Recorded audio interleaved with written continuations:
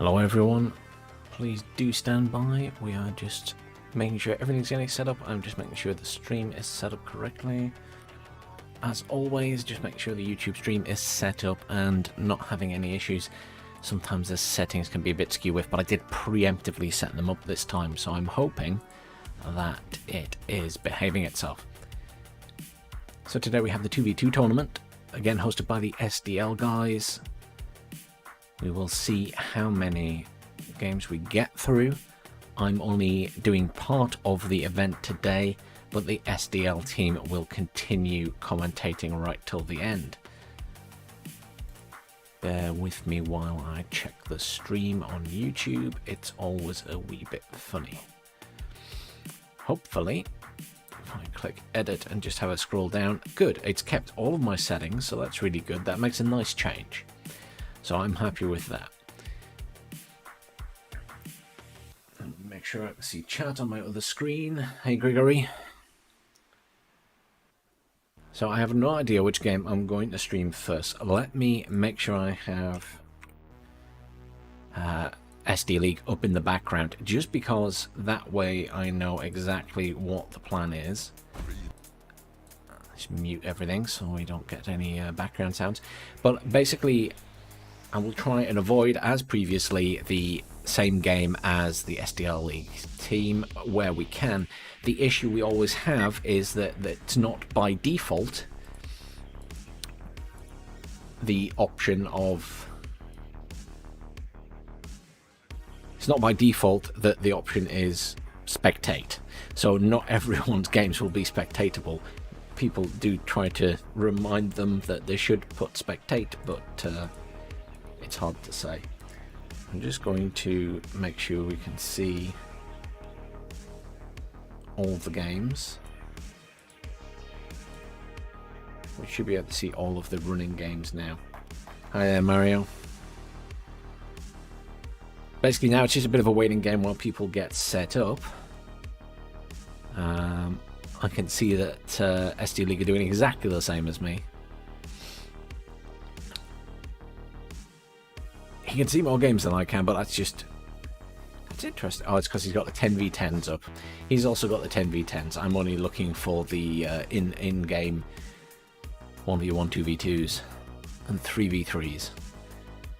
So it's a bit of a waiting game now.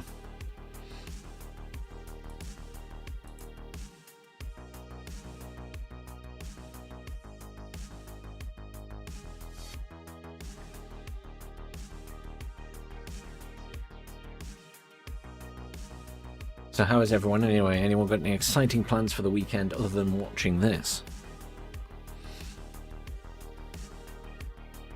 And I can see that the teams are starting to chat to each other and arrange their matches by the look of it. Let me get the actual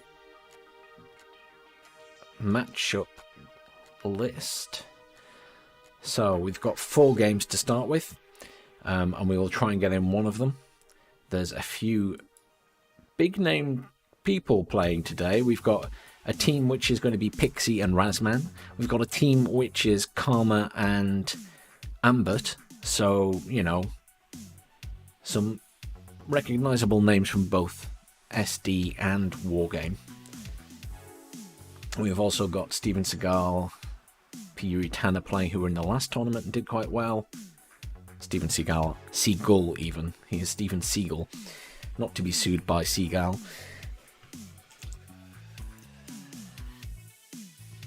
They're just doing heads and tails and things at the moment. I assume for choosing the maps. Just get the other details up, because that's the...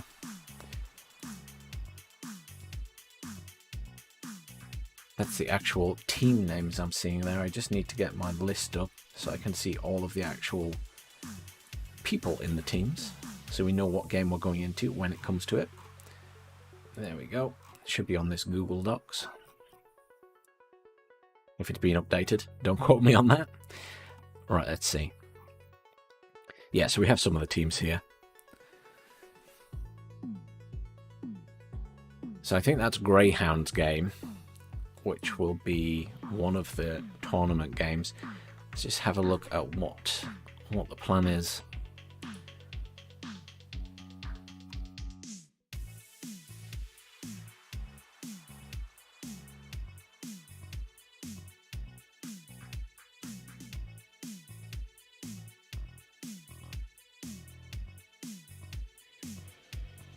That one's in deployment. So the games are starting to go up now. We're getting there. Always just a wee bit of a waiting game.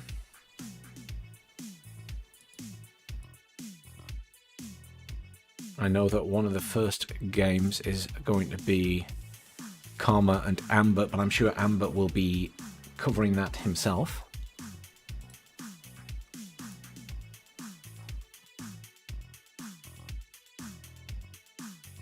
Just having a quick look at the matchups here. So we've got teams starting at the start. So we've got Crackers, who are going against Barry Dillon, and that is Crackers is Agrippa and Magi, and they will be up against Barry Dillon, which is Kronos and Dilly Boy. I don't know them, I'm afraid.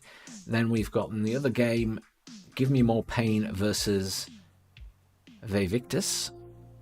Give Me More Pain is Steven Seagal and Marink, and Vevictus is Piritana and Ski. They both took part in the previous tournament. We have the Highwaymen versus the RKKA. So the Highwaymen, are they on my list? Yes, they are. That is Jag 3D and Saint Jaktar versus the RKKA, which is Karma and Ambert. And then we have Blitzhound versus Wero Mockery. And the Blitzhound is Greyhound and Blitzwar. And Wero Mockery is... doesn't specify team members. That's interesting. Thank you very much for who just subscribed to the channel there. It did pop up on my screen very briefly. Ah, Mario, thank you very much for subscribing. That popped up twice. Sometimes it's a bit weird, this stuff. So, anyhow. We are just, as I say, waiting for these games to go up. And just keeping an eye on the SD League. He's just doing the same thing as me, having a look at the actual teams. I'm only seeing Greyhound's game at the moment. And it might be that I end up hopping into that one. I assume it is Greyhound and Blitz War. But they should be technically giving a special name to their games. So I'm not sure.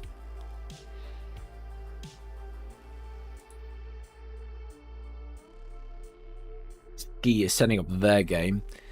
Steven Seagal versus Piritana. Ski. Yeah, that might be a good game to do, actually. And they're getting that set up now. Hey, Richard.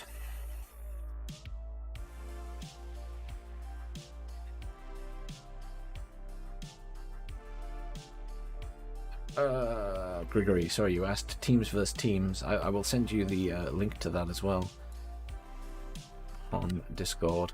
In fact, I can put it in chat. Let me put it in chat. That seems more useful. So if people do want to see it, I mean, I could put it up on the screen. I suppose it just means a bit of faffing, but the link is there if anyone wishes to have a look at the matchups. It doesn't appear that Pixie and Razman are playing till the second tier. Obviously, due to participation numbers, some teams are in the second tier already, and it's randomized. No one is chosen for that. It is a randomized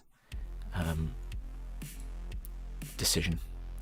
So, okay. SD League are in a game. Who are they in? They are in the Greyhound game.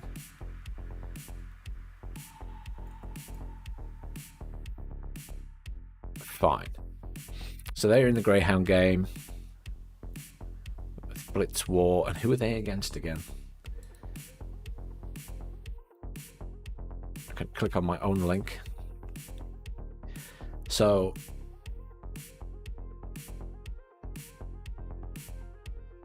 it's Blitzhound, and Blitzhound are up against Floral Mokrai. I don't know the people who are in that because it doesn't say, but it does say on this stream. Let me see if I can make that bigger. Who knows? Right. Now, if I refresh this page, I'm hoping we're heading towards a time when we get to see the other games going up.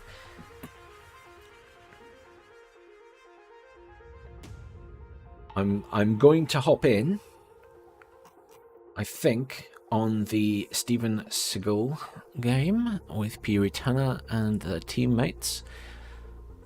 As soon as it goes up, they are just sorting it out now. Because I'm sure I'm expecting Amber will be doing his own. But that is a game I would definitely cast after the event and put that up on YouTube at some point.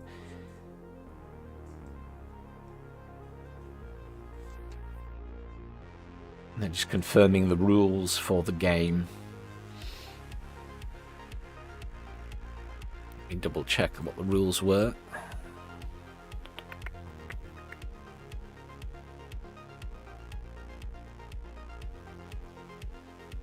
That's disconnection stuff. What's the rules on?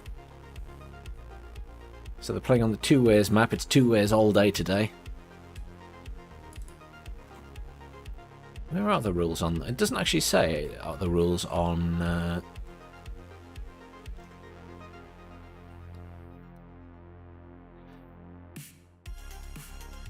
Starting resources, income, yeah. It doesn't say that you're limited to particular teams or divisions. But let me King Protosoccer, because it's not my tournament, so I can't make that decision.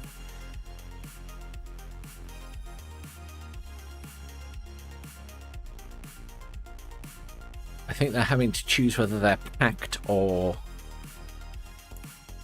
Okay, so match setup, there we go, right at the top. Okay, fine. So one game, all games will be blue 4 versus red 4. Each team must use 2 divisions available to their faction. Team will flip a coin before the game starts, and the winning team will choose which side they play. In the final games, 2 and 3, loser of the previous games, blah, blah, blah, blah, blah. Fine. So that's in the finals, but for the first few sets of the tournament games, it's best of 1, and then the final is best of 3. So hopefully this game should be going up any second now, and we can get into it.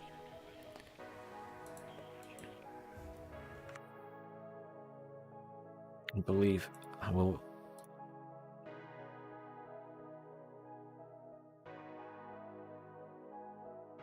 We'll just respond to Steven Seagal so he can...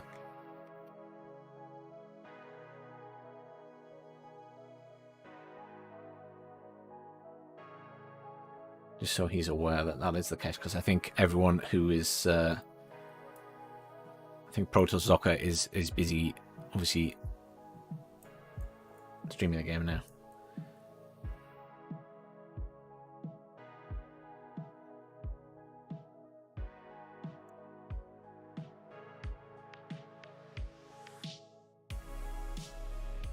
There we go, Puritana, they're starting the match. So, hopefully... that is going to show up.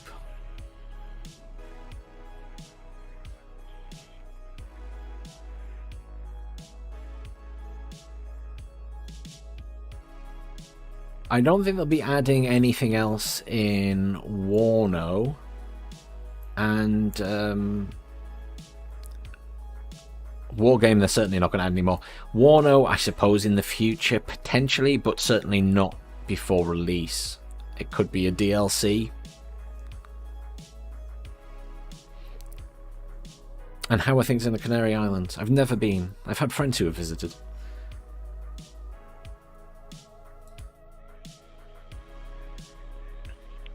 Slightly concerned Tanner's game isn't going to show up.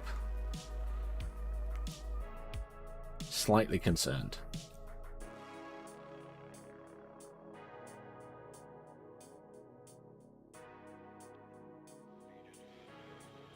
Those guys did some good games in the previous tournament, so...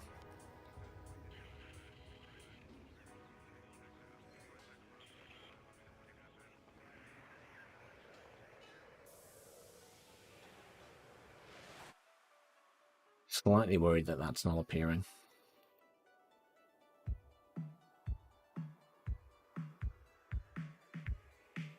There should be 4 games in total. Only one of them, which is Greyhound's game, is showing up, unfortunately, at the moment. So it might be that I end up jumping in that one as well. But I'd like to get in a different one if possible. Let me just back out of the multiplayer bit and see if I can get it to properly refresh.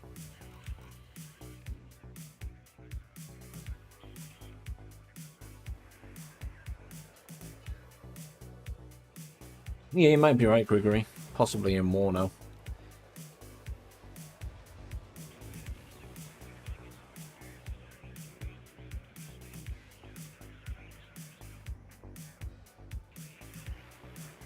So yeah, I'm slightly concerned that their game isn't showing up.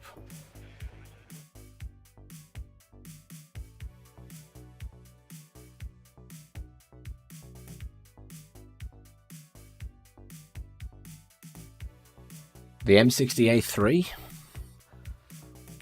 Depends what you want to use it for, I suppose. As a tank? No. It's not that good. Hey, Lucas.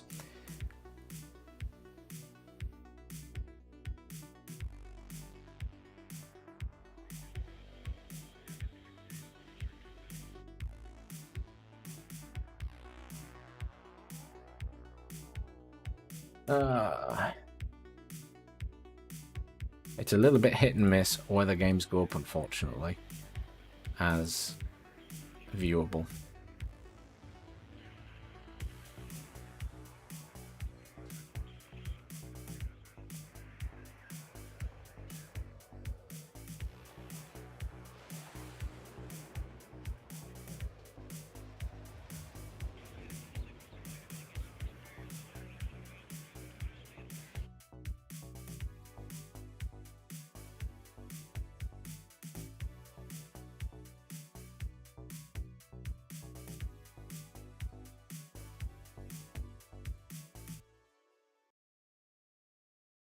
Assume these guys are in game now, so we might have to just jump in on the other game because I'm not seeing anything else. Let me just have a look and see if Amber is streaming his game live on WARNO.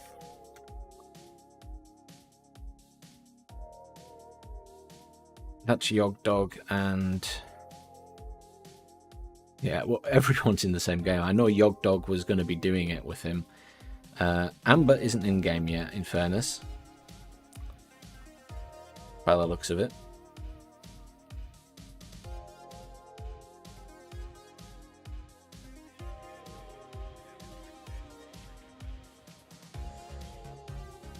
Just taking a while to get all this stuff set up, I think. I can see Amber, Karma, and Jag3D now have a code to join a game, at least. So at least that's a step in the right direction. I apologise for the wait, everyone. It's always a bit of a jumble at the start, sorting this out.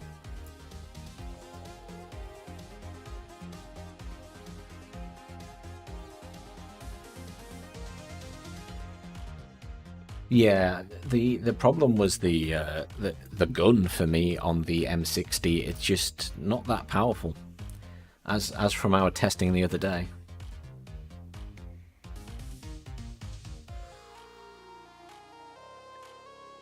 So having them as 3 to 4 of them in the field on a high rank. The problem is it's not about rank, it's about their armor, which is never changing, that is fixed, and also its penetration.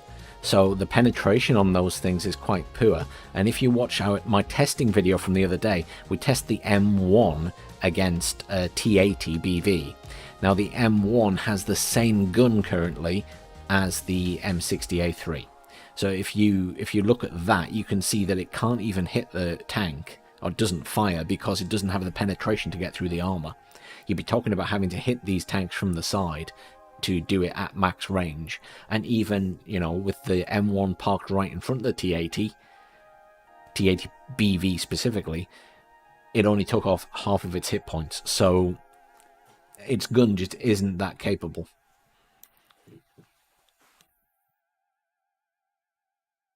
Against little armoured personnel carriers, it would be fine, but the problem is that most of the armoured personnel carriers at the moment have missiles on them. So you're going up against something with a missile which outranges you anyway. So they're not great, is the honest answer to that. Ski's game is up. Ski's game is up. Let's go. That's what we wanted. So let me hit spectate. And we'll get in there. They're in deployment. We'll be a few minutes behind them anyway. So I'm really pleased that has appeared. So let me put the screen on. Here we go. So they'll be deploying and things, and we'll be sort of slightly behind them. So this is Steven Seagal and Marinka versus Ski and Puritana. And Steven Seagal and Marink are playing as the Blue 4, so the Americans, and Ski and Puritana are playing as Red 4, so the Russians in this case. I can't tell you which deck is which. I can tell you the 3rd Armored Division is Steven Seagal, and the 8th Infantry Division is Marinak.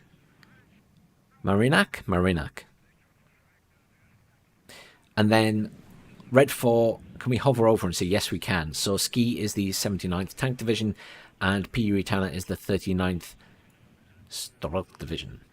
So that's our infantry division there for Puritana. And as always, for some reason in this game, Blue 4 is red and Red 4 is blue. Just to confuse matters. So you can see over here, Puritana's putting his stuff down this blue, and you know, we're seeing Black Ox in red, so apologies for the obvious confusion there.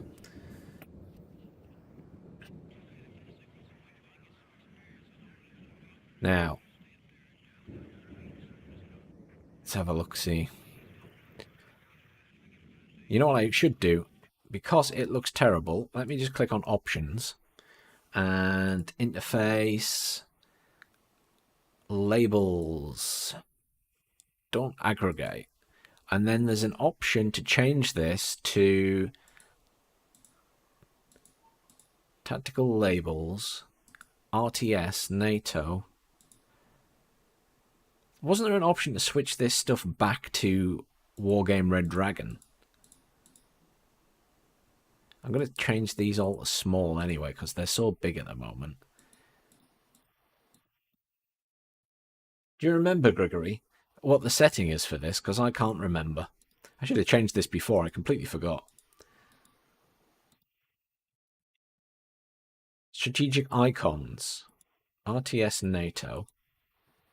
Strategic labels, small. We might just have to fiddle around with it. Let's apply on that. And go back. Oh, there we go. That's a bit better. They don't all aggregate together, so... Okay. We can sort of see a bit better there.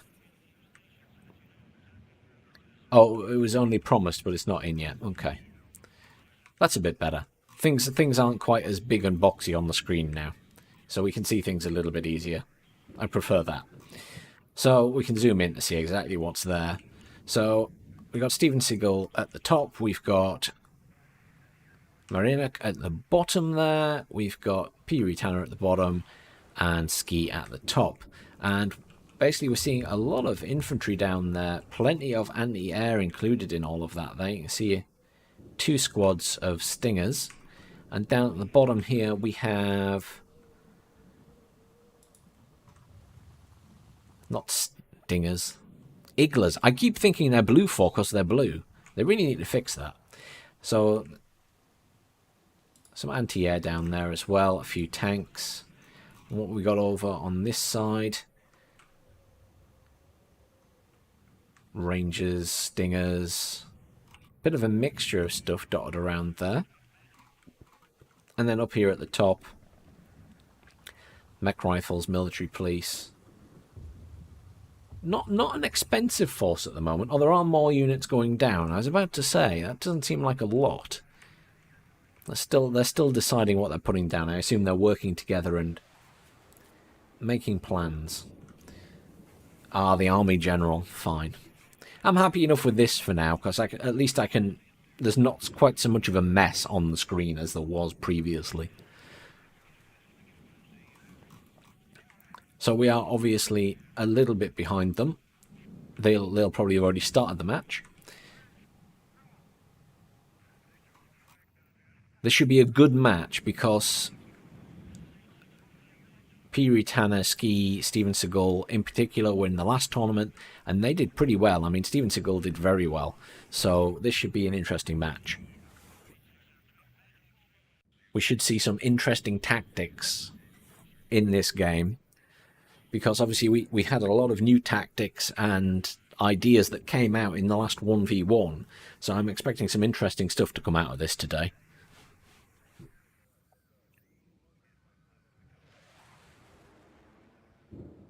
So we will be heading towards the game starting now, I think. We've got a few more sets of units down. Basically a lot of infantry down here, and that's because it is obviously the 8th Infantry Division. I can't actually see any tanks there, which isn't necessarily a bad thing for an infantry division. And up here, again, I'm seeing, to be fair, considering that Steven Seagal is the tank division, seeing a lot of infantry, a lot of stingers as well. Lots of scouting. Not much in the way of tanks. Over here, we do have Ski with the tanks. He does have some T-80s there. Not a lot of tanks, though. I mean, they are expensive. So I suppose lots of infantry at the start when you're not sure what your opponent is going to throw out isn't a bad idea. Especially if you're just planning to hold points. It'll be interesting to see where they all go at the start. What we can do is we can switch between the two sides. Oh, we can't. That's a shame. You have to select an individual player. But we can have a look anyway. So there's Steven Seagal. You can actually see where he's planning to send units. So he's even got some units down here. So they're going to go for Delta, obviously. Marinac. Mostly down here. Nothing to the centre. So holding Foxtrot. Ski up at the top there. He's just planning to... some to cover Alpha and then sort of build a wall towards Delta. And if we have a look at Tanner, Tanner hasn't put much of his commands down yet. He's just doing his scouts right now, his recon.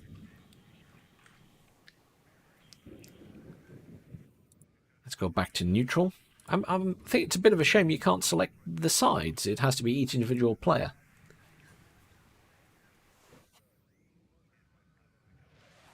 Well, it is a difficult thing to say when it comes to stingers, because some people are arguing that they just don't miss at the moment, which I suppose if they're ranked up, they do still technically have 105% accuracy. But how that translates into them hitting stuff, I don't know. Maybe that's something we need to have a test of, because I don't think we've actually tested stingers, Grigory, in our little testing games. So I'm not sure how true that is, whether they actually miss or not. Because 105% would suggest that they should never miss, but I don't believe that for a minute.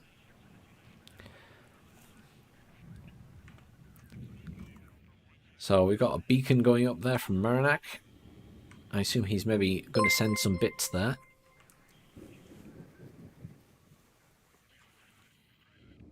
I heard a ping in the background.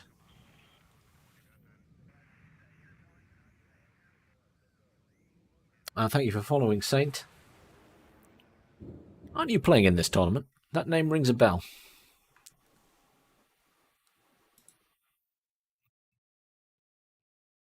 That name rings a bell. Yes, you are. You're in the Highwaymen.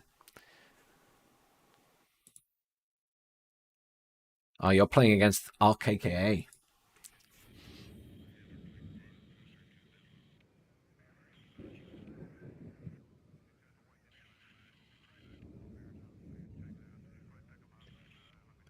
Late to the game. Oh.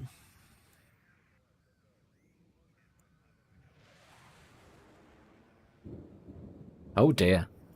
That's not like Karma and Ambert. Ambert's online. You're against Amber, aren't you? You are against Amber, aren't you? Yeah. Amber is online because he's streaming, or he was. I refreshed the WARNO page and he was there. Yeah, Amber has 2 viewers. Oh, Karma's late, I see. That's not like... Karma's a good player. I'm surprised he's late.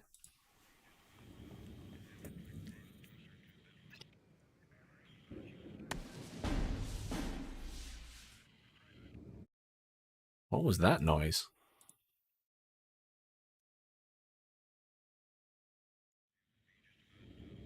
That must have been putting down a beacon or something. Interesting. I've never heard that noise before. I think in the last couple of patches they've started adding warnings and sound and stuff. Yeah, there we go. It's an attack beacon. I've never heard that before.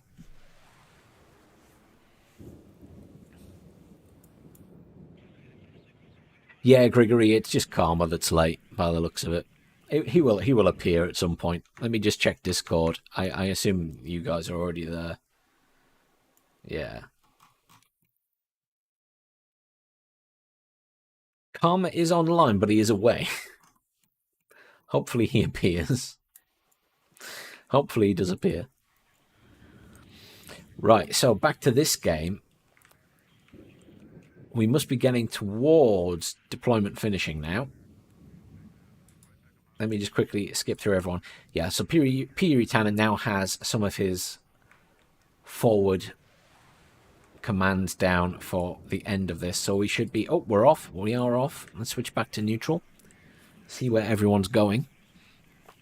So it's going to be an interesting game because we basically have the 2 infantry divisions, cough, cough, the Russian one is not infantry, cough, cough, going off against each other at the bottom. The Russian one has too many tanks for it to be an infantry division. So you've basically got Piritana with the 39th Infantry versus Marinak as the 8th Infantry down at the bottom. And then we already have a fighting Falcon out there. Did that actually kill that? I think it must have got out. Not sure if that died or not. And then we got Steven Seagal as the 7th tank versus Ski as the 79th tank division. I assume both teams will be going for primarily a defensive approach at the start.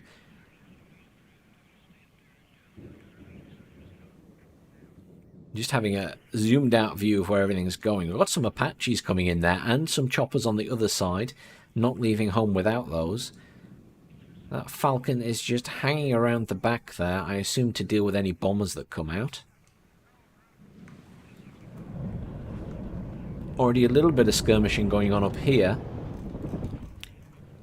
Steven Seagal has pushed himself quite far forward. And I don't think Ski was quite expecting those units to be quite that far forward, as he's lost a couple of transports there. And the same here, we had Piritana trying to get around the back there, but we had a Kiowa straight away from Marinak. With those tow missiles, they are very good, and they have quickly dispatched those scouts. Now, I would say that Steven Seagal has a firm grasp of Dmitry there, but we do have Piritana's forces coming in now at the bottom. Got a Spetsnaz GRU there, possibly heading around the back of the map. Maybe not. Also looks like it might just be landing. Got all those stingers sat at the back there.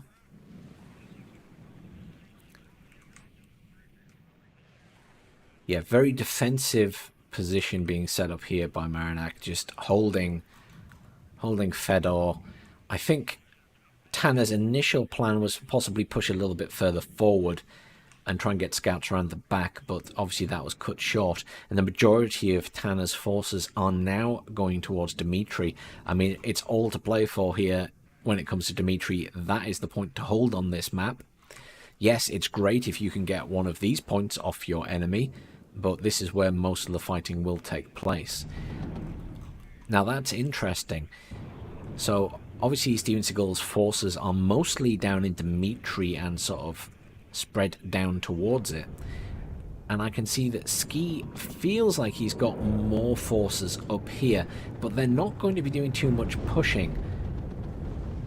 He is moving stuff into more defensive positions, I should think, like the Motostrelki here, which will probably be going into these buildings. There's a couple of BMP-2s there. So, I mean, those mech rifles aren't going to be showing themselves. Steven Seagal is slowly sending up another Dragon team there and a Bradley. Those tanks are doing quite a bit of damage, though. They are hitting those mech rifles. And that Abrams is not in range to fire back. And currently hidden. And it looks like Marinak's forces that are there in the centre are not going to survive for long. I mean, units in buildings do last a long time. That was a bomber, HE bomber coming in, and that was hitting these forces here. There's still that long, long line of bombs there from the F111E. And Thunderbolt as well. Oh, that Thunderbolt is dead. Planes do not fare well. That's another plane dead as well. Planes do not fare well versus AA currently, especially AA with cannons. But I think that one probably got hit by these Stingers. That'll be something to look at in a replay later. So he's kind of got a defensive line formed up here from Ski, and he is slowly pushing forward. And there isn't a lot sort of standing in his way. The middle, these guys are surviving pretty well, to be fair. Infantry and buildings do get a huge defensive bonus.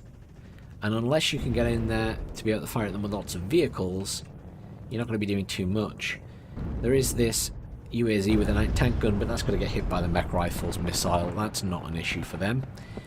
There's a chopper coming in, which will provide more annoyance for those infantry with its 80mm rockets. And there isn't actually any AA there, except for these choppers, I believe. Yes, so we do have some anti-air choppers there. And they do still have missiles left, so you could see those moving into position. It depends what that Mi-24 does. But I suspect that these guys, Steven Seagal and Marinak, cannot see that chopper yet. They don't have scouts here. Raven doing the rounds there to take out any AA. There's those Spetsnaz Gru. They are going around the back. I don't believe that they have been seen. They weren't fired at by those Stingers, I'm assuming. That has taken no damage. Cohesion is high.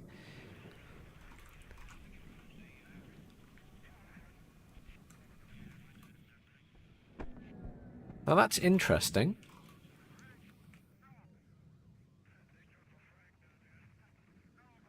I'm just looking at the points on the map. Obviously, Blue 4 are winning it. Oh, it's because this point isn't capped. I think they may have forgotten about that.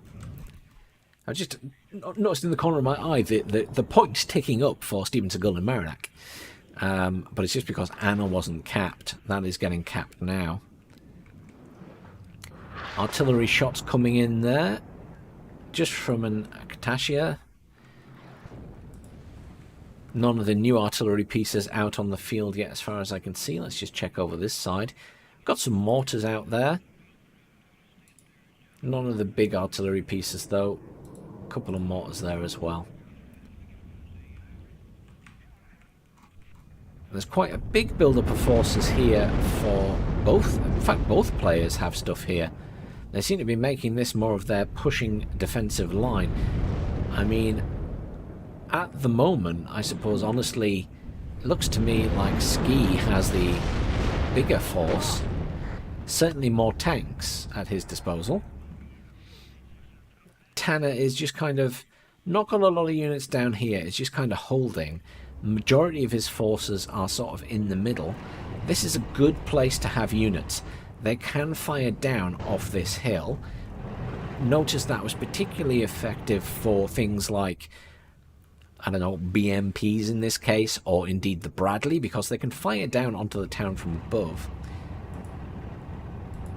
More infantry coming in. They took a lot of damage, but he is reinforcing those positions now. The buildings are still standing as well. More reinforcements coming in from both sides in the middle.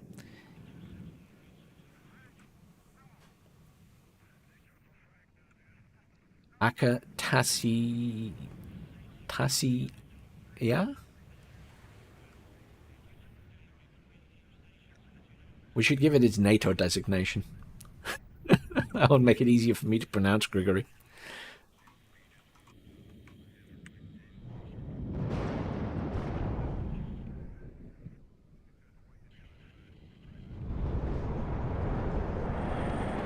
So I'm just scouting for... There's not a lot happening down here. And I don't think there is going to be. Neither side has a lot of forces there. I think Marinac probably has more. But I don't think they'll be moving anywhere. I think there's a couple of M60s there. But, I mean, they're just hiding. You got T-64s there with missiles and stuff. You got a T-80BV. I mean, yeah. That's... Anything there is going to take a pounding by those two. No one has tried to put a commander in the centre yet, interestingly. Oh, I spoke too soon. There we go. Steven Seagal is bringing one in at the back.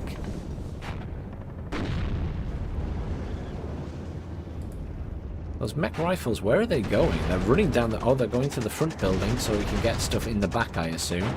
I mean, they're not going to survive long there. There's only 2 of them left.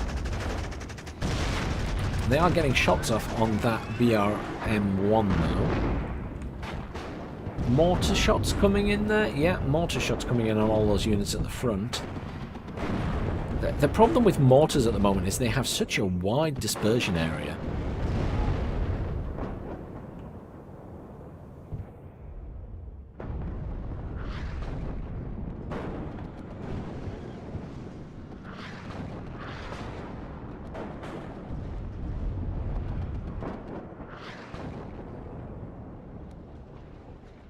I mean, to be fair, he's managing to use those M60s pretty well. I mean, these tanks have shifted, possibly because they want to deal with what's going on in the middle. But obviously with the commander in here now, that's plus 3 points to the team. So, Tanner and Ski need to do something. They need to get in there. Tanner is now moving in all of the units that he had sat up here around this side. But is up against engineers, there's an Apache there, and he doesn't have any anti-air down here, so that Apache will continue to be a pain. However, Ski is coming now in force from the north as well. I'm assuming there's some counter battery fire going on there from M109s. I wouldn't like to be on the receiving end of that. It's going to be doing plenty of damage. The HE shells, if you get a good shot, are very powerful at the moment. Got 4 units of artillery down here for Tanner. They're still going through the mountains, just like they did in Wargame. HE bomber coming in there. Oh, that's quite a nice spread. Wow. Not so great for your own units, but that was quite a nice spread in general. But obviously, Marinac and Steven Seagal have lost their forces that were at that side, and, you know, there are a lot of forces from Ski and Piri Tanner there, so I'm not surprised. This is where all the bombers start coming out en masse. Clusters, yeah. Oh, that was a couple of tanks dead from that cluster bomber. And we've got the Raven flying over, doing sorties as a seed plane to take out anything from anti-air. Though those guys are quite far back. They are on hold fire, so their weapons are turned off. Obviously, you know, the players playing in this tournament will mostly be controlling their weapon systems. Notice that those Spetsnaz crew just sat at the back there, not really doing much at the moment. Nothing at this side.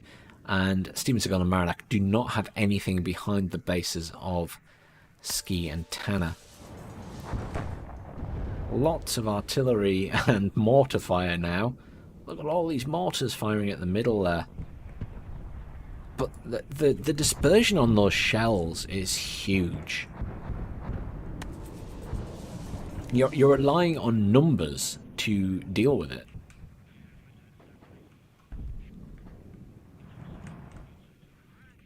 And we're seeing a lot of counter battery fire. Ooh, that was close.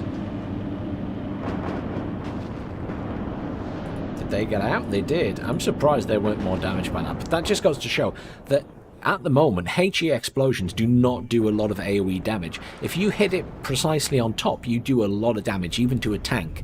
But unfortunately, at the moment, the sort of AoE of the explosions don't do a lot of damage at the edges. This is still something that probably needs looking at. That said, if you have the big artillery piece that the 8th Infantry get, that does do a lot of damage. Its initial explosion radius is pretty big. So basically this is now a massive infantry and artillery war. I'm seeing a lot more anti-air coming in as well for both sides. More so, I think, for Piri, Tana and Ski, though, to be honest. Because I think, you know, Steven Seagal in particular is using a lot of bombers. There are a lot of HE bombers coming in, there are a lot of cluster bombers coming in. And, you know, they are pummeling the forces at this side. I mean, look at these guys at the front. Not as badly damaged as I was expecting. The first one I clicked on quite low in health, but actually cohesion's high. You know, bombs have just been dropped on these things, but cohesion is high, health's high. I mean, Steven Seagal still has control here, and these guys have lost their command vehicle, but realistically they are more in control at this point. I mean, there's infantry flooding in from Marinac there. But this is interesting, you know, compared to the 1v1s we saw, where there was a heavy push at the bottom or top of this map, we're seeing a much more concentrated effort in the centre. Very little happening here. The odd couple of units coming in and, you know, more defensive fighting than anything else. We do have Ski with a couple of units round the back. What is that firing at, if anything? He can't actually see that at the moment, so I'm not sure what he's firing at something. I'm just not sure what he's firing at. That's very strange. I mean, he cannot see that unit, but it is taking damage. That's strange. It's flashing as it's still invisible. That's interesting. The Spetsnaz crew are moving in as well. I'm assuming... That's strange. Look at the group. There's like one unit there, and these guys are dead. Okay, so he has seen them. There's still one left. But there's very little happening to these guys. I don't really understand what they're firing at or reloading for. It must be a bug. It must be a bug. That's weird. What's happening down here? So yeah, this has become a bit of a who can fire the most artillery and mortars at each other. Now, I will note that a lot of the forces that Tana had here are now gone, but most of them are moving into Delta. So yes, Steven Seagal and Marinac have an advantage in points right now, but they are slowly being pushed back. They are being pushed out of this area. And those mech rifle commanders are getting absolutely pummeled right now. They're not going to be long for this world. There's only 3 of them left, 2 of them left. They will die very soon. We have Motostrelki commander sitting at the back there who will be moving into position soon. So this could be now swinging back into the favour of Tana and Ski. Obviously they have quite a few points to make up, but I think we can safely say that they have more forces in the centre right now than Steven Seagal and Marinac ever actually did. with a constant stream of artillery. And what I will note here is this artillery has been firing for a while and has not moved. There is no counter-battery artillery fire coming in on these guys. The other thing I note is that there were a lot of mortars at one point here, and there aren't any more. So if you remember, there were quite a lot of mortars from Marinak down at this edge of the map, but they are all gone now, so I wonder if they've been destroyed and we just didn't see it.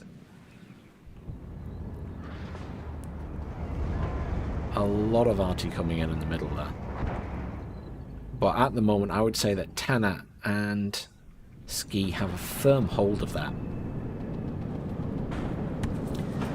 Still, lots of bombers coming in. And surviving for the most part. Nope, that one's dead. That one only took one shot, it looked like, and went straight down. So, Steven Seagal is losing his plane slowly, as is Marinak. How much of an advantage have they actually given? I'm not sure, honestly. I think the AoE blast on HE bombs just still isn't big enough to be that scary. If you get a direct hit, it's great, but not too exciting. Lots of mortars there, Steven Seagulls. Still just pummeling this area.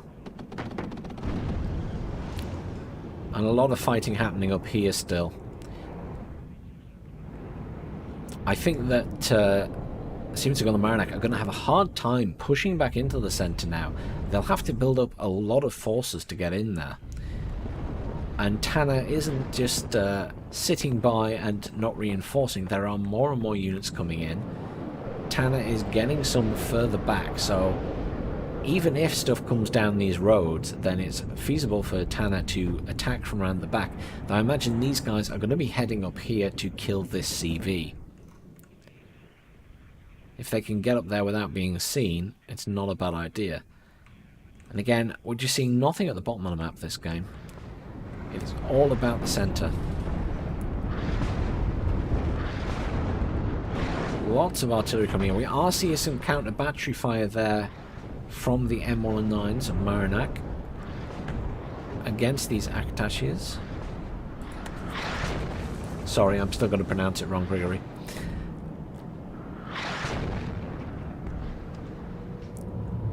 Are they taking much damage is my real question at the moment. A fair bit of damage, but they're not dead.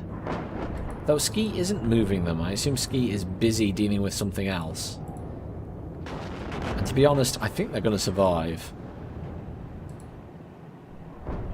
Oh, that's one dead. It's all about those direct hits. That was not a direct hit. Took a couple of points off. Much more direct, but still not on top of it. And very little from hitting it near it. Just goes to show that the AoE on those explosions is pretty poor.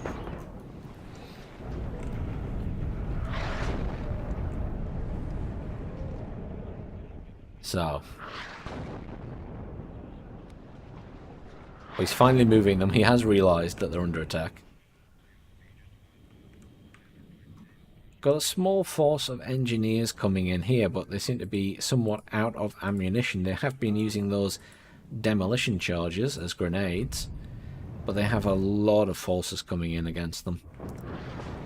Motorstrelki, he hasn't pushed them around the back actually. That's interesting.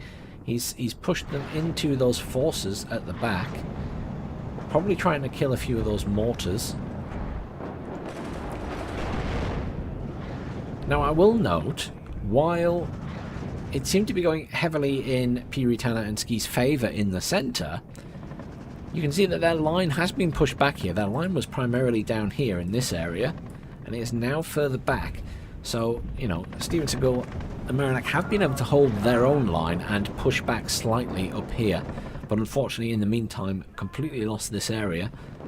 They are both bringing in a lot more units again, though. You'll notice here that patterns are getting very close, and they need to because the penetration on those guns is very poor. But even at this range, they're not going to be doing a lot of damage, but they are going to take a lot of damage from the T-80BVs. And that's why we're seeing those patterns get wrecked, basically. And that's another bomber dead. Not doing a huge amount of damage. That one is that's quite badly damaged, to be fair, the T-80BV. But I don't think that was from the bombs. I suspect that's from all of these mortar shots coming in.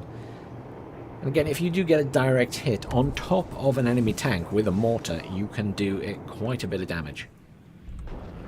Do not underestimate mortars at the moment. Their splash damage is terrible. Their accuracy, unless they're up close, is pretty bad. But if they do get a hit on top of a tank, they will do it a considerable amount of damage. Whether they should or not is up for debate, but they will do it. Now that's interesting. Obviously Tanner's spread his forces out quite a bit, trying to push around the side here. Marinak's mortars are on the move at the back here again. Now while Tanner is moving out, Marinak is moving in with multiple command infantry squads. One from Marinak and one from Steven Seagal. That's interesting. Harder to be killed if there's more than one, but obviously quite expensive. That said, this game has been going on for 34 minutes now. And the question is in the back of my mind, or well, 24 minutes I should say, in actual game time. How are these players doing in terms of availability? Are their cards of infantry and things starting to empty up? So there we go, we have two commanders coming in there. And even if one dies, the other one will be covering.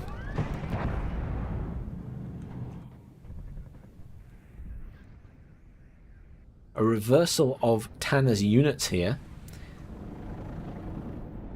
Haimatsushin coming in as well from the allies there, the NATO forces. I'm curious to see how they perform. Although they're probably going to die to those Motostrelki. The Motostrelki do have RPGs left. Oh, he's realised and he has unloaded them. So the Motostrelki should get a beating because there are a lot more forces there. Artillery is being used and the mortars are being used to very good effect against Ski and Piri Tanner here. Steven Seagal there, mortars here, but not firing at the moment. But, you know, they are pushing Piri Tanner back at this southern point of the centre. But Tanner's BTRs are coming in at the back now, and there is a tank in there, a T-64 and a T-80BV. And they will make very short work of all this. We've got some HE bombers coming in as well. Now, unfortunately, these commanders are now completely unprotected. The Haimatsushin are coming in, but they're not going to get there in time. Lots of mortar fire coming in at the back there. To try and slow these units down, I suspect, more than anything else. But I don't think Tanner will be deterred. I think he will push on. Lots of artillery coming in again.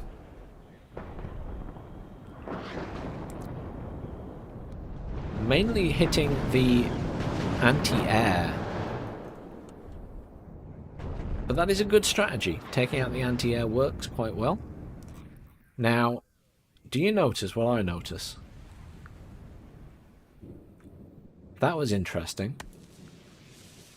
I saw that Tanner and Ski had...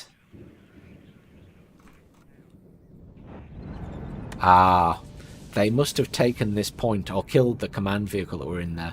Radvetska are back here now, and the Motostrelki are gone. So they must have managed to kill that command vehicle, as there is a different one there now.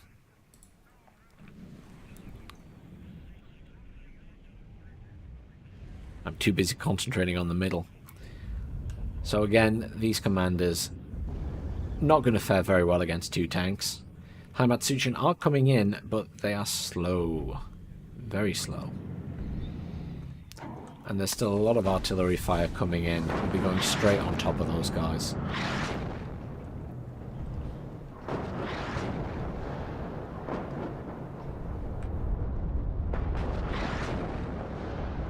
faction of tanks coming in, lots of fire teams coming in. I mean, it is all about controlling the middle right now. Alright, Vedska having a little look at what's going on here. To say enemy spotted there, so Tana has put a little mark for that to be bombed or artilleried.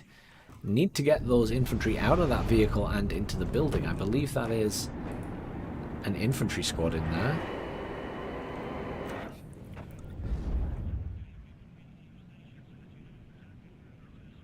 Tana and Ski are catching up in those points rather rapidly now. That was a bomber coming in, another bomber coming in, clusters to take out those tanks. One is dead. Abrams did not last long. How's the other one doing? Oh, it's routed, so I can't actually click on it. The Haimatsuchin have arrived. I'm going to run across the open fields. There aren't actually any tanks to fire at them from range. Oh, hang on. Ski has left the game. Ski has been defeated.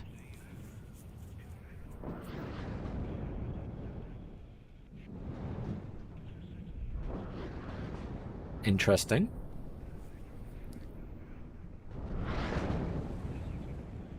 Now, was that a disconnect, I wonder? I will just quickly Alt-Tab and have a look and see what has been said.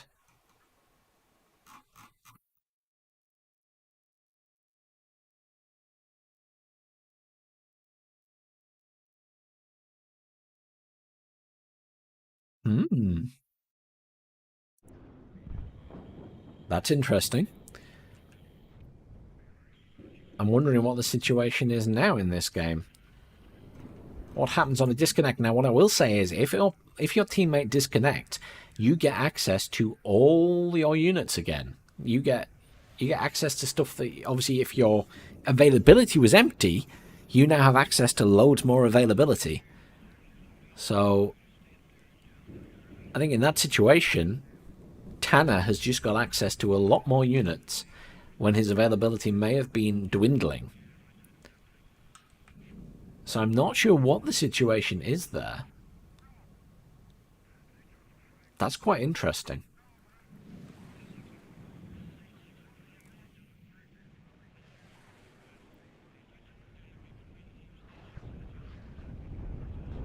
No one currently holding the middle. 2 more points to Steven Seagal and Marinak. I'm just wondering why that is the case. Because for me, they're holding the same. They are holding the same amount of points. Perhaps someone moved something. I'm not quite sure what was going on there. It did say +2. Possible that something was being moved.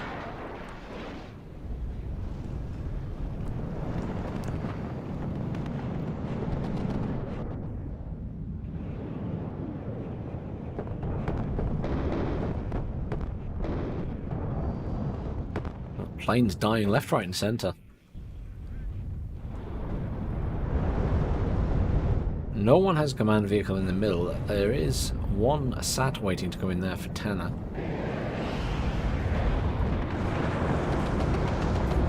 Apache being used to good effect there against the Iglas. Probably won't want to hang around in the middle too long. Has taken a lot of damage. Very powerful though, the Apache. There's no question about that. A lot of rockets available.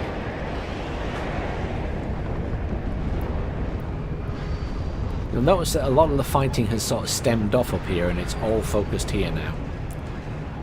But there are a few forces moved up there, but you know, tanks at the end of a forest without infantry support, there is some coming in, aren't in the best position. Tana managing to hold this area still, not letting anything through. Plenty of T-80s and T-64s coming in now at the back. Also note there is a little outbreak of fighting here where Tana has finally managed to move all those units back down this way. BMP-3s very powerful at the moment. Significant amount of forces just holding those buildings, though taking a lot of fire from mortars. I think the intention here is to make sure that those mortars can't fire on the middle and potentially slowly push into here. I mean, there are a lot of units there. He could push into Fedor, no question about that. Again, having a fairly firm grip on the centre of the map as well. And again, the question that comes to my mind is, how are both sides doing for availability? Because in my mind now, Tana has lots of availability. Ski has left the game, got disconnected or whatever. So now we'll have potentially a lot of extra call-ins. Whereas Steven Seagal and Marinac will not have that capability. They are limited to what was in their decks anyway.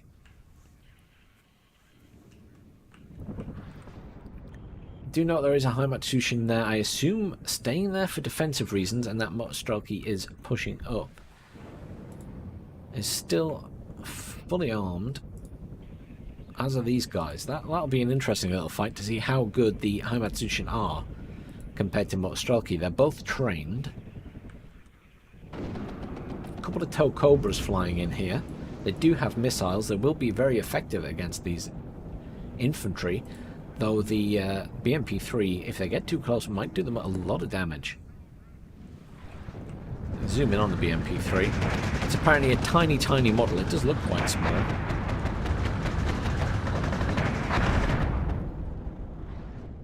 Again, using those mortars to good effect. Lots of artillery firing across the map. Still some counter battery ongoing.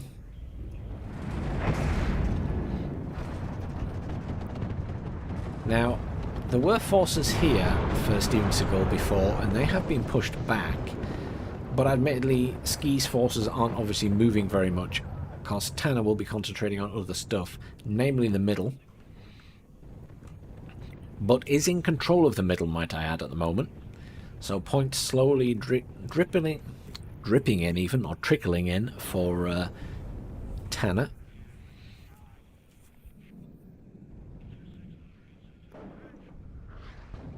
Was it a good game, Saint? I'll have to have a look at it later, after the other matches. Maybe during the week I will have a look at the replay.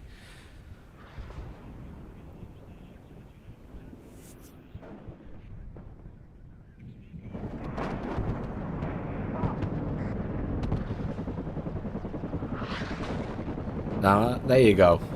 An Abrams and tow cobras making quick work of the infantry that were there by the looks of it, and probably a little bit of support from those mortars. Interesting. So the enemy, they have spotted the CV, they have marked it, but the Heimatsuchen did defend against those. Oh, there's the cluster coming in from Tana. That's going to wipe that out pretty quickly. Yeah. So that'll go to +5. And Tana will be racing away with those points now. There is a command vehicle coming in for Steven Seagal here. I mean, that's a difficult one. Where is the best position? You can see where they come in the point. So if Tana is paying attention, he already knows where that is. The 2 T-80 BVs there. These Abrams are useful, but they are in a bad position. They're out in the field. They can be shot in the side. Those M1 Abrams need to be up close and personal to be doing damage to these tanks. But they look like they're going around the back.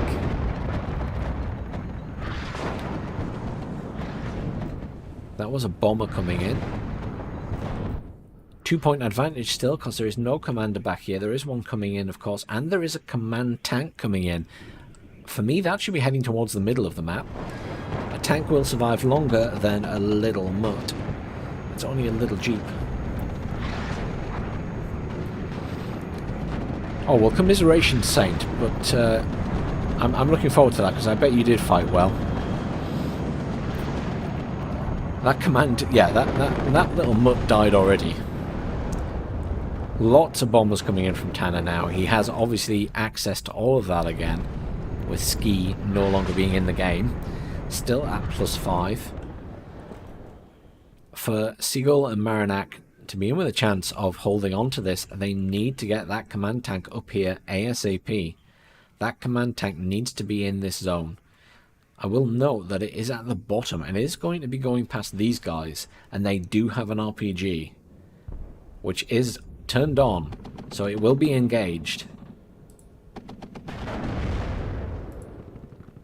Not a huge amount of damage to the front of that vehicle. What is the RPG-22's damage output? It's only a penetration of 17. The Abrams has 17 front armor. Oh, wow, the Abrams made short work of those guys. Wow. I was expecting that to go on a bit longer. Abrams versus Radvedska. Abrams wins. I suppose there are only four infantry in a Radvedska squad. England's going to make short work of these. I mean, they're anti-air choppers. I mean, that just felt like Steven Seagal is throwing them to the dogs there, just to get rid of those. He must have known they were going to die. I'm wondering what's going to be happening with this CV tank. I mean, for me, ideally, you wanted to be going around the back there to get it in at this side. Because going through here is going to take a while.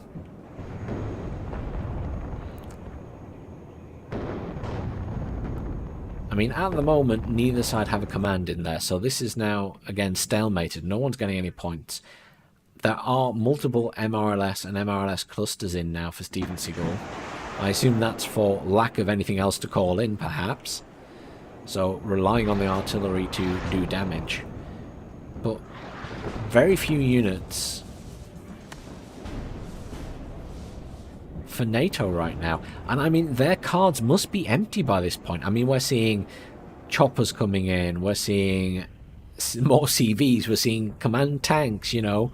This is like what little remains of their call-ins, I assume. Whereas they're up against Tanner, who has availability out the wazoo because of Ski no longer being in the game. Yeah, the SU-24s have quite a good spread on their bombs, as we saw in the testing, Gregory. A lot of cluster fire coming in, a lot of artillery fire from the MRLS, just hitting that central point. I think the aim here will be just to keep these forces back, to stop them pushing forward. But you will note, again, there are a lot of Mutstrelki and stuff coming in from the bottom here, and they'll be pushing up this side to stop any command vehicles coming in. I do see there is a command vehicle there, there is a command tank on the way, there is the command tank that was over here. Where did that go? Oh, he's had it all the way here, and now it's going all the way back up there to come round the top. It's a bit of a long journey to get to the point, but this is the stuff that's going to be doing the damage. There's even anti-air down here. You can see all of these shilkers basically moving in at the bottom as well. Obviously feeling quite confident that they're not going to be facing off from a lot of forces coming from Fedor, basically. And I mean, let's be honest, the majority of this game has been a very strong defensive position and slightly aggressive defense from Ski at the top until he got disconnected. And that hasn't really shifted, even though Ski is no longer there. Look at all of these bombers coming in. That is obscene. That's what happens when your teammate leaves the game and you get availability back. Absolutely zero concern. Most of those getting out alive. CV is still in the middle though, but it is not going to survive long versus all of that fire. And obviously all of these infantry units moving in are going to make short work of that. That command tank is still there though. It is alive. I mean, these Rangers, if they can be deployed, will probably be useful.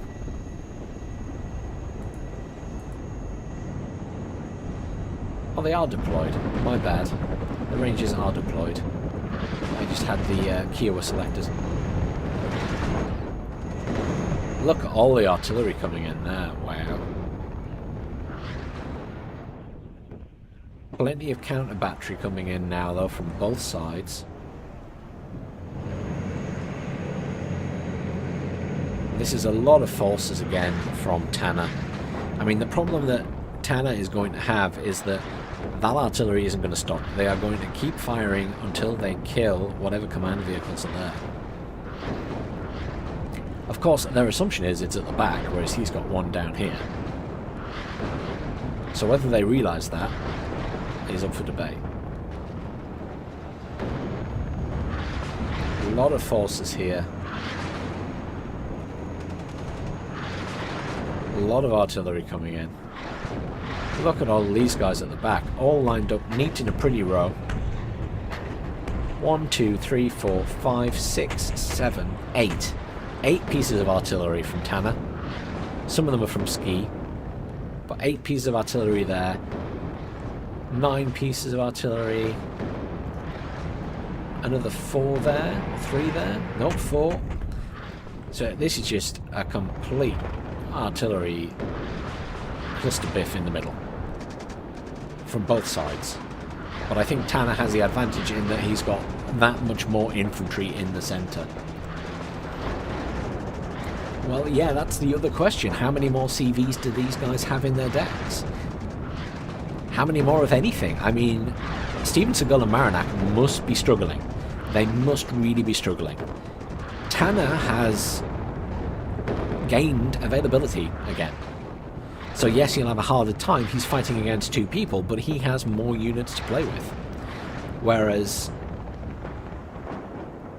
I think Tanner could edge this out for a win for him and Ski, because Ski's no longer in the game and all those extra units.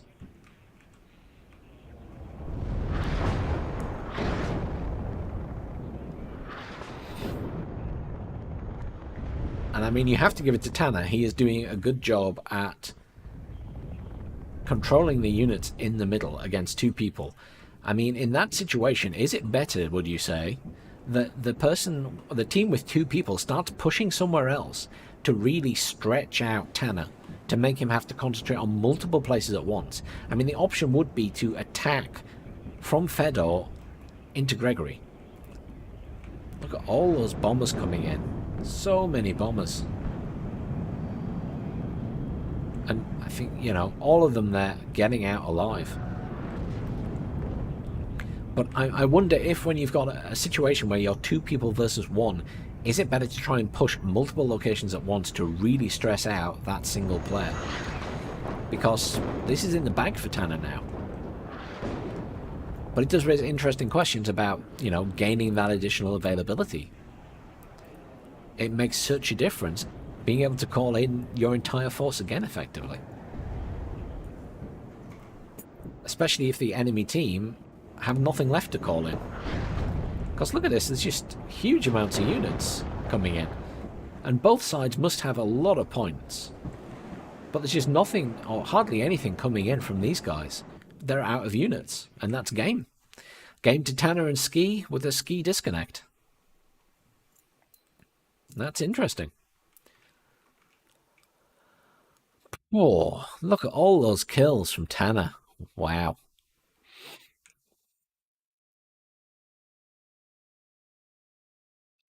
Losses overall were obviously in favour of Tanner and Ski. They lost less overall. But yeah, what a game. What a game. Let me see if I can switch this to the right screen. There we go.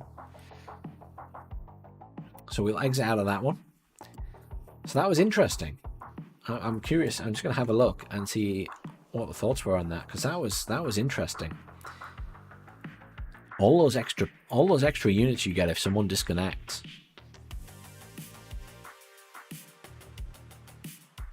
But that was an interesting game. Quite a slugging match of artillery and stuff at the end. Interesting game.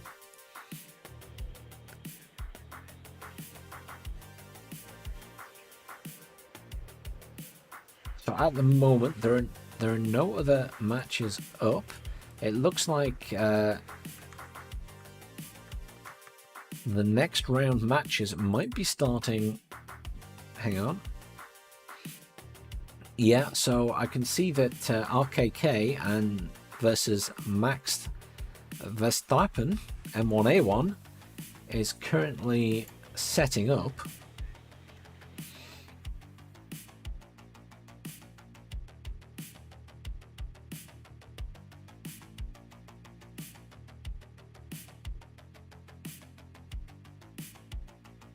The tournament page hasn't actually been updated yet. I think that Protozocker needs to do that himself. Just having a quick look. He's still looking... Oh, he's watching the game I was in now. Yeah. He must have switched games.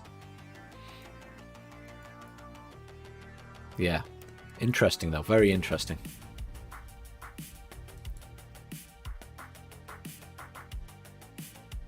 There we go. I can see it now. It has updated. So we can see that the next matches will be Blitzhound versus ALB Veterans and Max Verstappen M1A1 versus RKKA.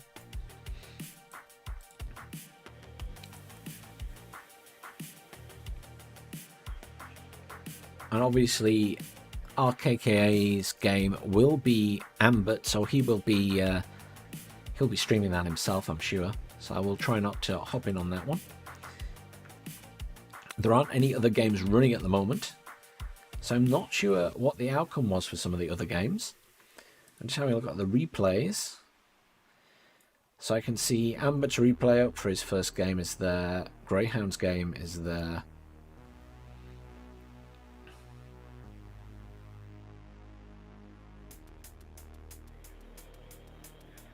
No other games for us to hop into yet. I will grab a drink in a minute. I'm just having a quick look.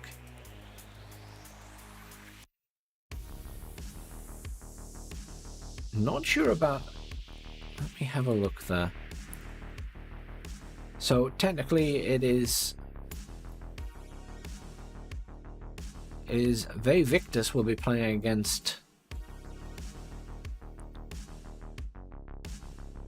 Aya Passet in the next round.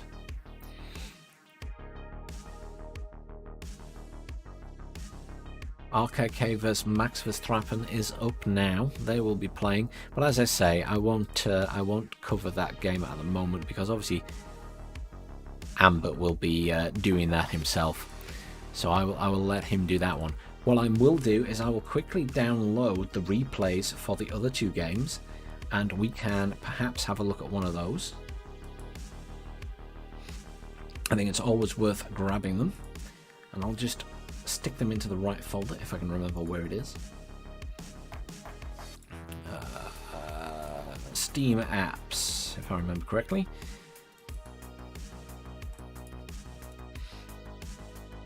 Steam.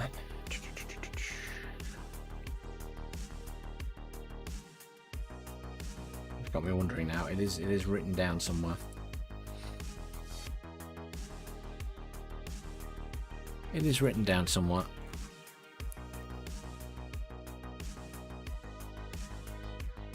Oh, it can be in...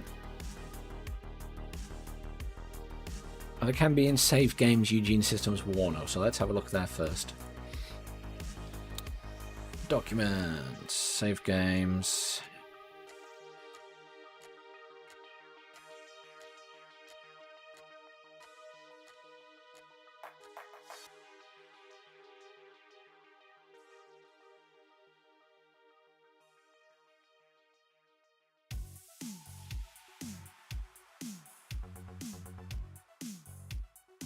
Okay, yeah, there we go. Okay. Let's just drop these into there so we can actually have a look at those as well.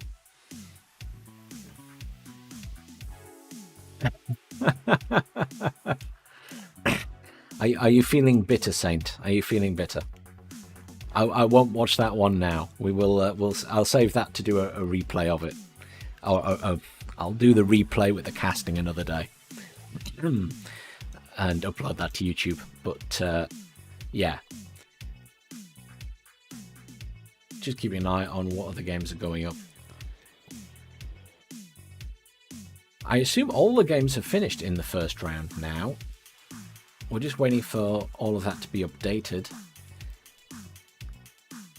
We might hop in on that game. I'm not sure yet. I'm umming and ahhing.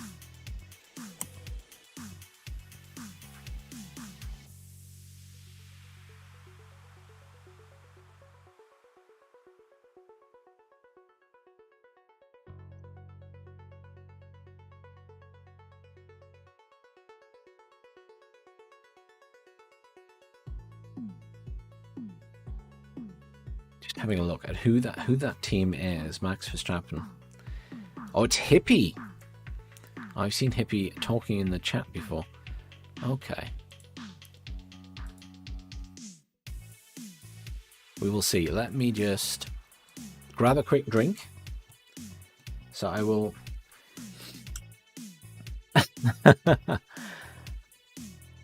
I'll be fair to you, Saint. At the end of the day, you went up against Karma, who is an exceptionally good player from Wargame, and Ambert, who is obviously also supposedly very good. I don't really know Ambert. I know he's one of the Russian players, but I know Karma, from seeing him play in the previous tournament, was very good. So, you know, you were up against a very good team, Saint. So you know, however long you lasted is longer than I would have lasted. Put it that way.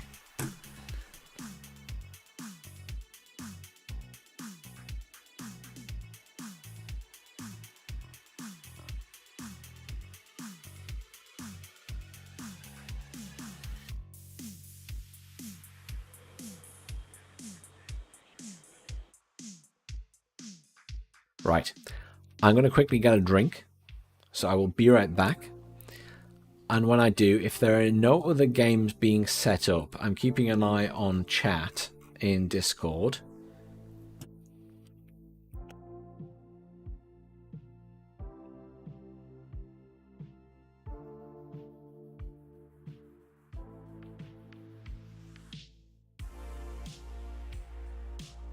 That someone has found a replacement teammate for one of the next matches.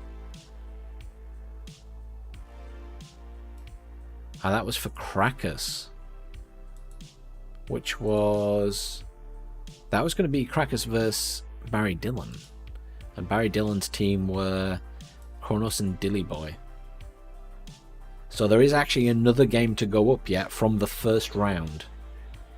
There is another game to go up from the first round. Never mind the second round. Right, I will be right back. I'm just going to get a glass of water. And then, if nothing else is up, I'm going to be very rude and hop into Karma's game and just see how they're getting on. So I'll be right back.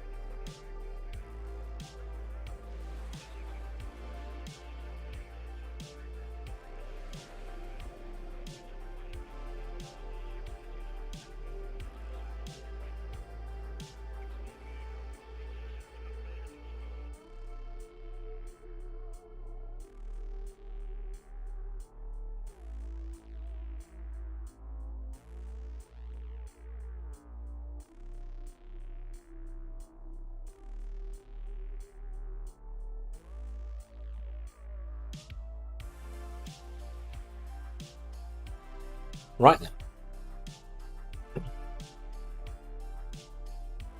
Oh, let's see where we're at. I just want to see if those go.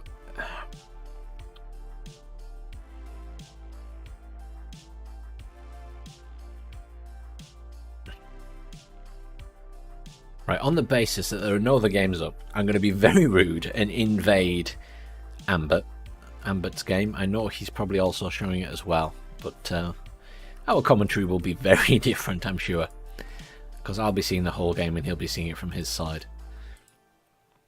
So do obviously check out Ambert's stream if you would like to see it from his side. He is Russian, so I assume he will be streaming it in Russian, but he often streams his games.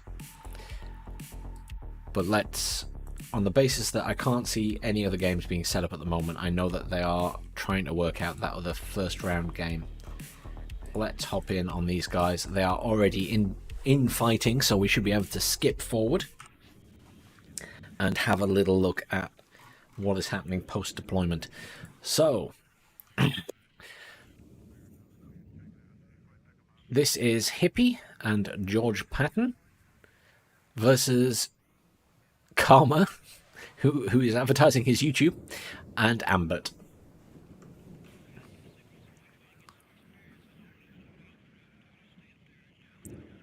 I didn't actually know Karma had a YouTube, so there you go. You can check out Karma's YouTube at youtube.com/KarmaWar. Let's speed this up a wee bit so we get to past deployment. Anyhow, let's see where everyone is. So we have for... Isn't that annoying? Once again, we have Blue 4 or NATO as red and Red 4 as blue. So we have Karma and Ambert on the left of our screen in blue, and we have Hippie and George Patton on the right of our screen in red. Obviously, Hippie playing as the 7th, George as the 8th Infantry Division. Then we have... What is the 7th? No, it's the 3rd Armoured Division. I don't think it was the 7th. We have Karma War playing as the 79th Tank, and Ambert playing as the 39th Infantry Division, which is really a tank division in disguise. So these guys are off, so let's slow it right back down. Now, again, I think there'll be a lot of fighting over Delta here. It'll be interesting to see how they play. I'm sorry, Saint, I hope this doesn't bring back any horrible memories for you.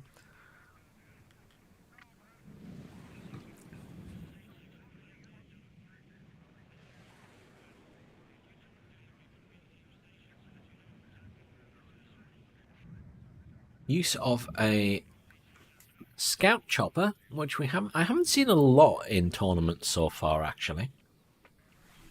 But Karma's got one out there pretty quickly. This is how you learn, though, Saint. See how they play.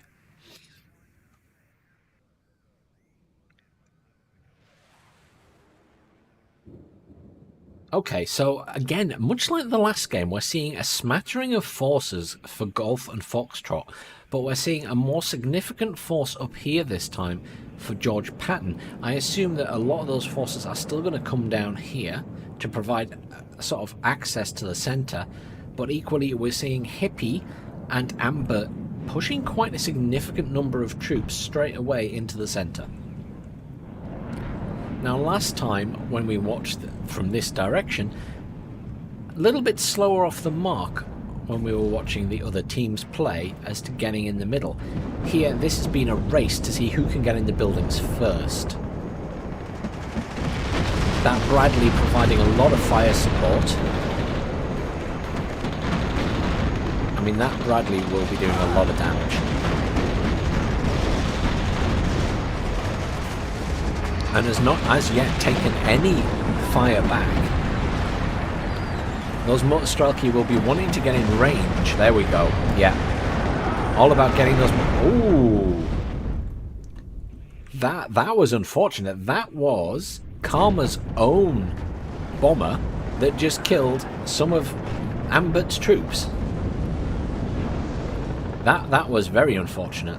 That has given a significant advantage to Hippie. I can see their bombers coming in as well at the back there. Another cluster coming in. What is that aiming for? The Bradley, I assume? We'll make quick work of the Bradley, obviously. That goes without saying. But, yeah, that first bomber, the HE bomber, killed some of Ambert's troops. Which isn't great. Interestingly, Karma is making a little bit of a push down here. Those units are right at the edge of Fedor. And he is making a bit of a push. I will note right now that Hippie and George have gone for points. They've immediately got all of their command vehicles and are already pushing an advantage to points. That's +5. Obviously the goal being 2,000, they're already over a quarter of the way. And we're seeing that, you know, there are command vehicles coming in at the top there. But there's still nothing in Fedor. I'm assuming that Karma is hoping he can push these forces back, but I don't think he will have enough units there to take Golf. I don't think that's going to happen. And the middle here is just a bit of a mess. I mean, they still have no command vehicle coming in. They are moving that BTR-60 about, but I don't think it'll be leaving that position. Motorstocky are coming across. There is nothing defending those engineers for Hippie. Hippie needs to get something there to defend sooner rather than later, but I can't see a lot coming in. Hippie's got distracted by what's going on down here because Karma is playing the aggressive side here. He has absolutely nothing in Foxtrot. Obviously Hippie does not know that, so Hippie is having to redirect forces down here when the reality is those forces need to go in the middle. This is all about holding the line, and if you lose these forward ones, it's unfortunate, but it happens. Get some units in here and just hold. Get some reinforcements to the center. Look at all these Motorstrelki coming in now from Ambert. Ambert is going back in here in force. He has a T-80 BV there. Those engineers may be holding now, but they will not be holding for long. And we are now sort of stalemated here. I can see George Patton is pushing forward, making good use of a Raven there. That's interesting. I'm surprised that Amber didn't have his radar turned off. Obviously he has forgotten about it. But I'm impressed that that Raven got a kill. I was not expecting that. Though it is sometimes easy to forget what is going on with all of your units. And Amber's focus will be on the center of the map. George Patton is not giving him time to worry about that though, and is making an aggressive maneuver at the top, just as Karma's making an aggressive move at the bottom. Hippie's reinforcements have arrived, but Hippie is a bit outmatched here. That cluster will do a lot of damage to that T-64, but Karma is straight on it, saw it coming in, is concentrating and moved his tank out the way. And that is the thing, if you can pay attention, you can save your tanks. Those bombs take a little while to drop. Cluster coming in here, what's it going for? Going for that CEV, which will obviously be causing a lot of damage to Ambert's infantry. Military police there. Motorstrelki are in a good position against those military police. Those Jaeger are just going for it right now, though. Are going to be coming up against Motorstrelki with Metis, however. Center is still being held by Hippie's engineers, but they're going to be dying pretty soonish, I think. There are a lot of forces coming in from Ambert there. I will note that the points here are heavily in the favour of Hippie and George Patton. But this is a much wider spread conflict. It's not just a huge focus on the middle and the top. We're seeing a fight across the entire map. Even though there were very few units at the bottom at the start of this game, we're seeing quite an aggressive push from Karma, having to be met by a lot of defensive units from Hippie at the bottom here. Which means that Hippie is no longer concentrating on the middle. That's where Ambert's focus is, because he knows how important that middle point is. At the same time, Ambert is also having to worry about what's going on at the top, because George Patton is still slowly advancing towards that point. That's another MiG-31 down. Plenty of chaparrals back here. Interesting, I'm not seeing either of these players using the cannon anti-air, the Pivads. The Pivads are very good, and the Russians cannot shoot at them from range because they don't have a seed plane. I'm surprised we're not seeing more of the Pivads being used in these games.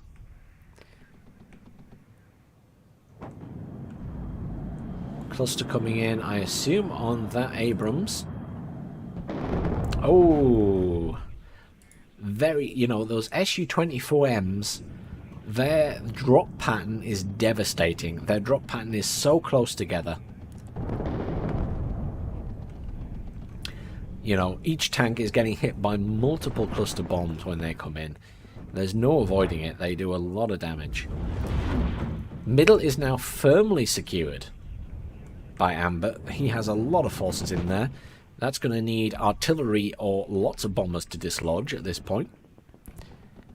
Down here, we're seeing sort of a bit of a stoppage of Karma's little attack, but equally it has done its job.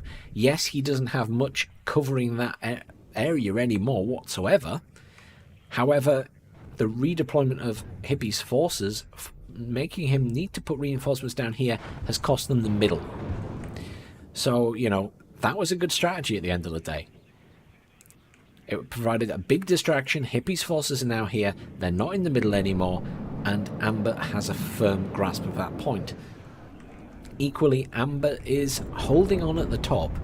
There has still been that slight creep forward for George Patton, but Amber is now reinforcing.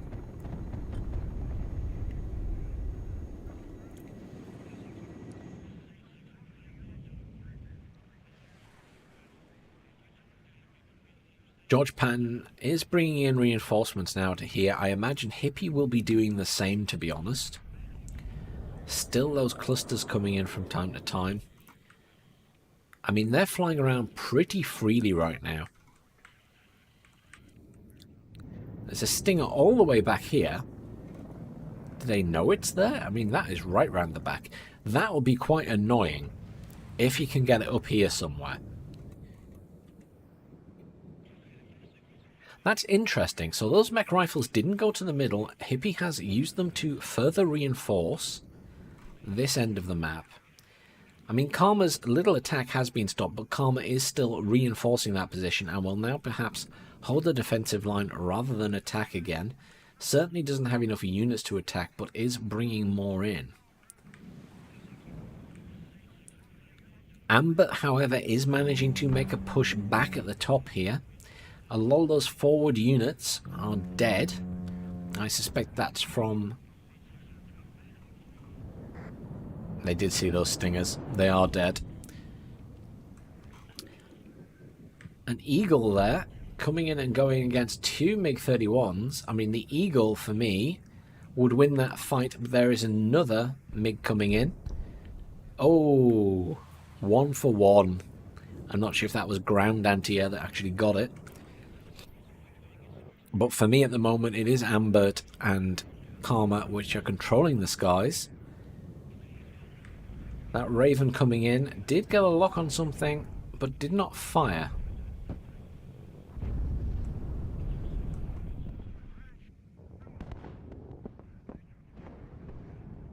Karma is not giving up that little assault. I thought they might enter a bit more of a defensive position, but is continuing to bring in M24s. You can see the effectiveness of those HE bombs when they're in such close proximity, and the clusters. That's going for that Abrams. 2 clusters going for that Abrams. That Abrams is dead. Really effective use of bombers, bringing in 2 at a time, with such close pattern of dropping the bombs for the Su-24s. And again, Karma's not getting it further forward now, but there is a constant fight going on down here. Obviously, the intention here to stretch the forces of Hippie. Although Hippie is now reinforcing the centre, they have realised that they do need to get that.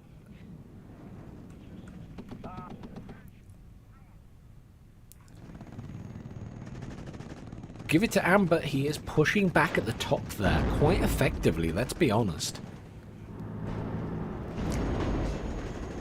Patton's forces were all the way up here, and now Amber is pushing them back. And again, this is an aggressive push to attempt to stop George Patton reinforcing the middle. Thanks for subscribing, Saint, to the YouTube.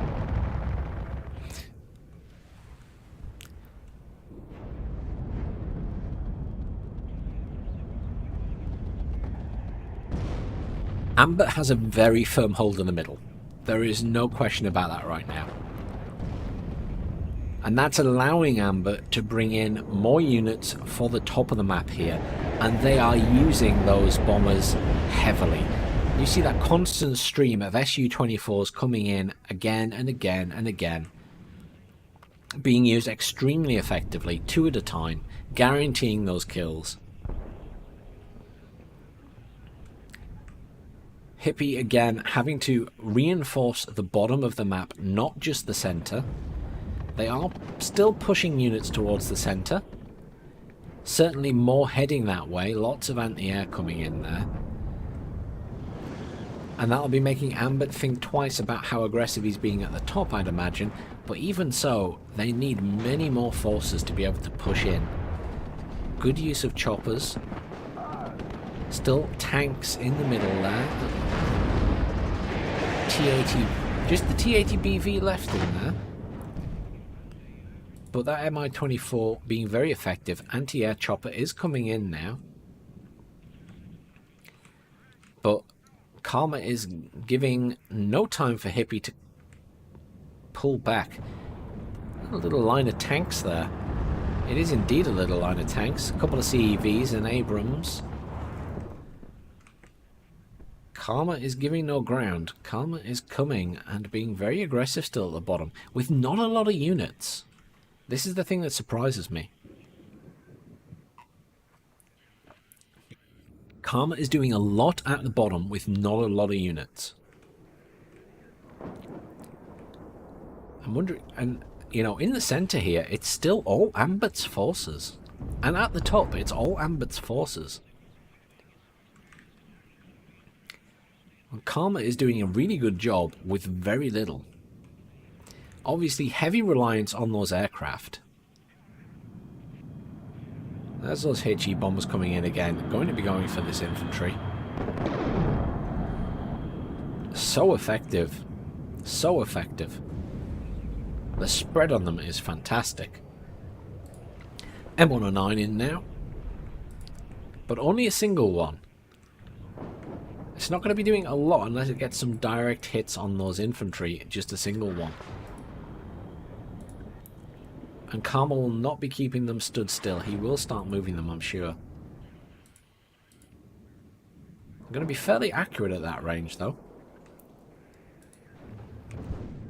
I think this is the most exciting thing right now, just for the fact that Karma is managing to continue to keep his forces majoritively alive and be doing a lot of damage with them. That air support is fantastic, and you'll notice here, Hippie has no anti-air at the bottom of the map.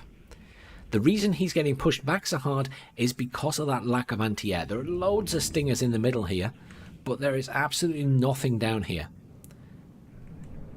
Using their own clusters now, very good tactic to try and take out T-80. Yeah, really effective. Obviously, equally, clusters coming in from the other side. That is gonna... Oh! That was well called. Routed both those tanks. Did quite a bit of damage to that. Look at that. That was beautifully placed. And a HE bomber coming in to do some damage as well. That'll finish off at least one of those tanks.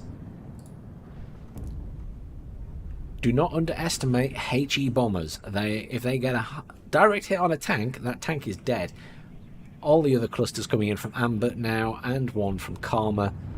Good coordination from the team there. Very effectively taking out a lot of Hippie's forces at the bottom. Hippie really needs anti-air down here. There is zero anti-air in Gulf. Zero anti-air.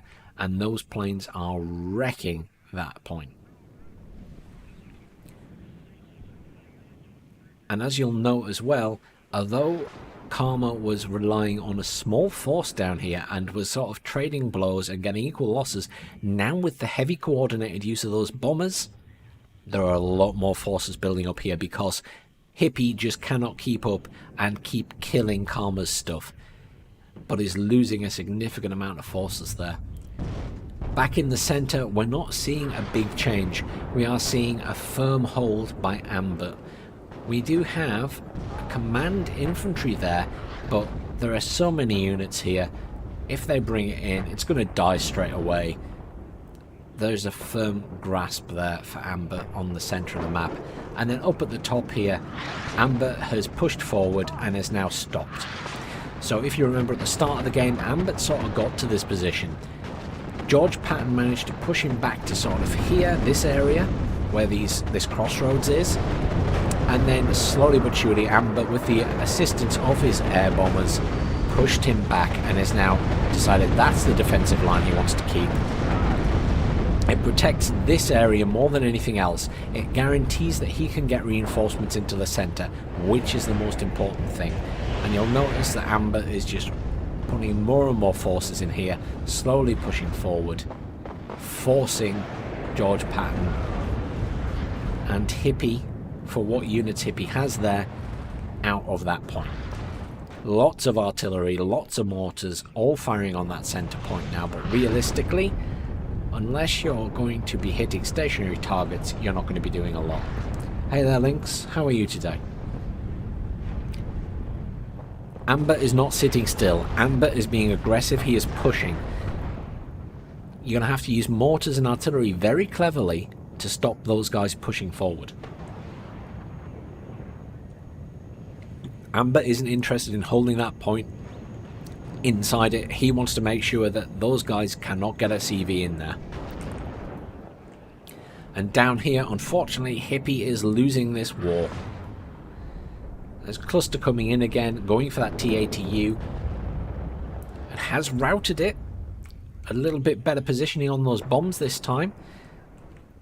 You've got to sort of preempt where that tank is going to move to. Karma's point of view is you're going to bomb the tree line that the tank is sat in.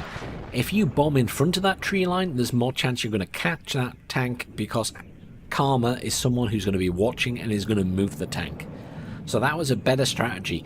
That bomber seemed to be much more in front of the trees, thus caught that tank and did quite a bit of damage to it. But unfortunately for Hippie, they are going to lose golf. And that's due to a lack of anti-air. There was absolutely zero anti-air at the bottom of the map for Hippie. And as a result, it meant that Karma and Amber could jointly bring in bomber after bomber after bomber without fear of losing them. You have to be able to bring in anti-air to cover your ground forces, especially against a coordinated team who are going to do bombing sorties constantly. Amber just being very aggressive here, pushing back those forces. Not needing to move the units up here. That defensive line holds. Absolutely zero concerns about needing to push there. Karma now bringing in plenty of reinforcements. Quite happy to have a foothold in this point. Could quite easily bring in a CV, sit it at the back potentially, but do they need to? They're already ahead in points. Look at that, another bombing sortie coming in. Still no anti-air down here.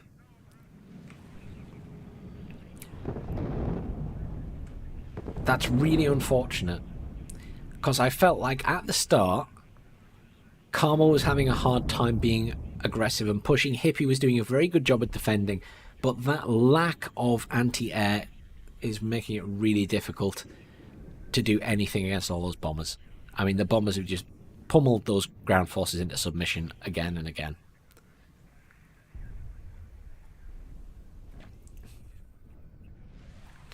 Yeah, the cluster bombers are amazing when used correctly, as are HE bombers.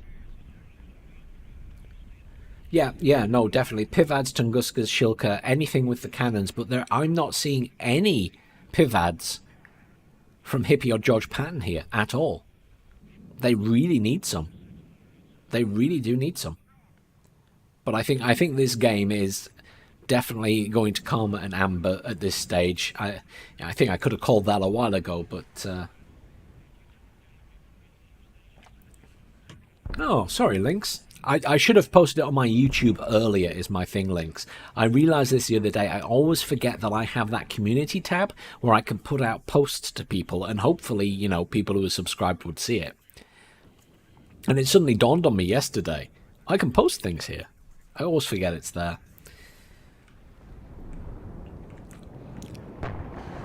Amber just kind of pushed through, holding that line there. Doesn't need to worry. No one's getting in that now. I think we all know where it's going. Again, still no movement there. Karma just slowly pushing in here.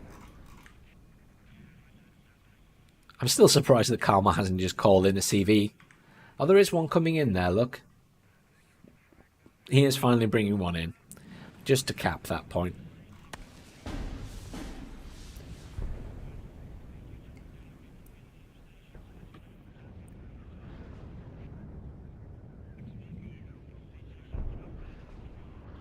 That's a good question. I'm not sure in terms of NATO's anti-air. I mean, let's be realistic here. The ranges afforded in WARNO and Wargame are not realistic. So they will balance it as they see fit. But I'm sure that there are other anti-air options available. They're just not in these divisions. I'm sure we will see those appearing later down the line. So that was a game, obviously, to Amber and Karma. Very well played to George Patton and Hippie. Unfortunate Hippie never brought in any air defense at the bottom of the map. But, you know, they did well. They did really well. Significantly shorter game than the last one we watched. I'll also note in terms of kills and losses, it's about half of the last game. But obviously, significant number more kills for Amber and Karma. But in fairness to George Patton and Hippie, much like in fairness to Saint in the previous match that he played against them, Amber and Karma are very, very good players, and, you know, I wouldn't last long against them. I'd probably have lost long before you guys did. So congratulations, you played a good game. You were just up against a very, very good team. Fantastic.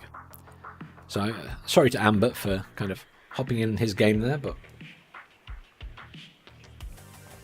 he would have been doing it in Russian anyway, so anyone who speaks English, you wouldn't have understood. Neither would I. Let's just have a quick look. What else is happening? SD League were watching the same game. Never mind. It was the only one available. I mean, this is the thing, unfortunately, with these matches. I mean, to be fair, SD League aren't streaming on YouTube as well. I'm streaming on both, so we're not necessarily stealing each other's viewers. I think we'll go straight in on the next game then. I can see that already fighting is Ski's game. That is Piritana and Ski playing against. Let's double check.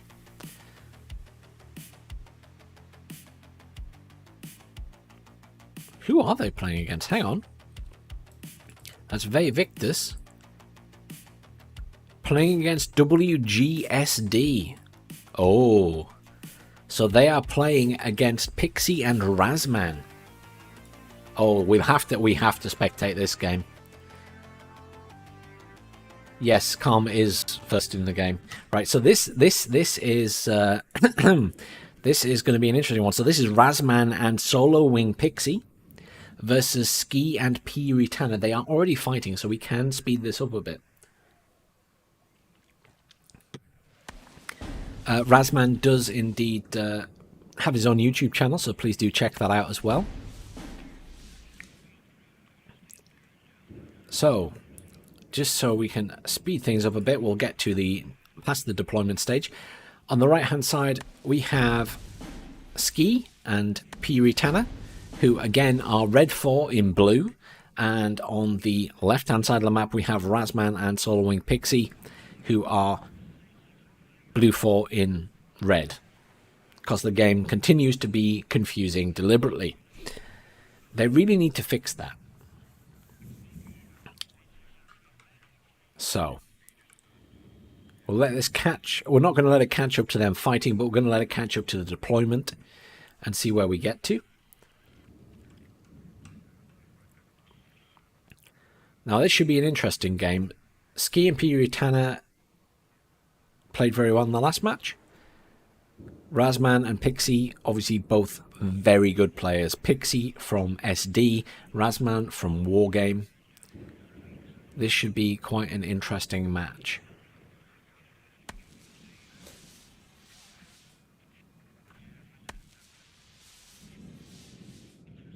Plenty of... oh, that's interesting. Yeah, plenty of tags going down.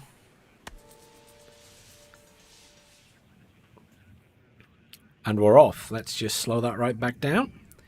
So immediately, clusters coming in for Tana and Ski. This is going to be an attempt to take out any forward-going troops. Have the other guys realized? Is this going to be effective?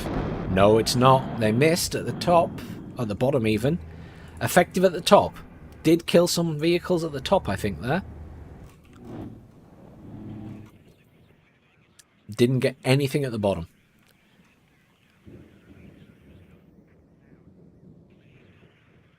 Interesting. So this is going to be Ski versus Pixie, I suppose, at the top of the map. And then we have Tanner versus Razman at the bottom of the map.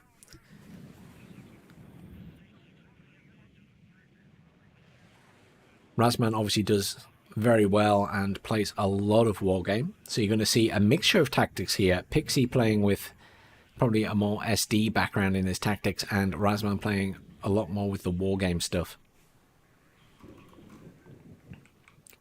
Communication between the team players is going to be key here. Ski is arriving a little bit later at the front there, perhaps. Quite a lot of forces. Is trying to get some forces further down.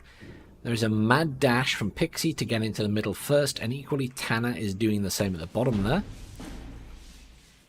Razman, quite a lot of forces down the bottom here. Whether any of those aim towards the middle, I'm not sure. A race for these buildings, as always. It is a race for these buildings. Military police.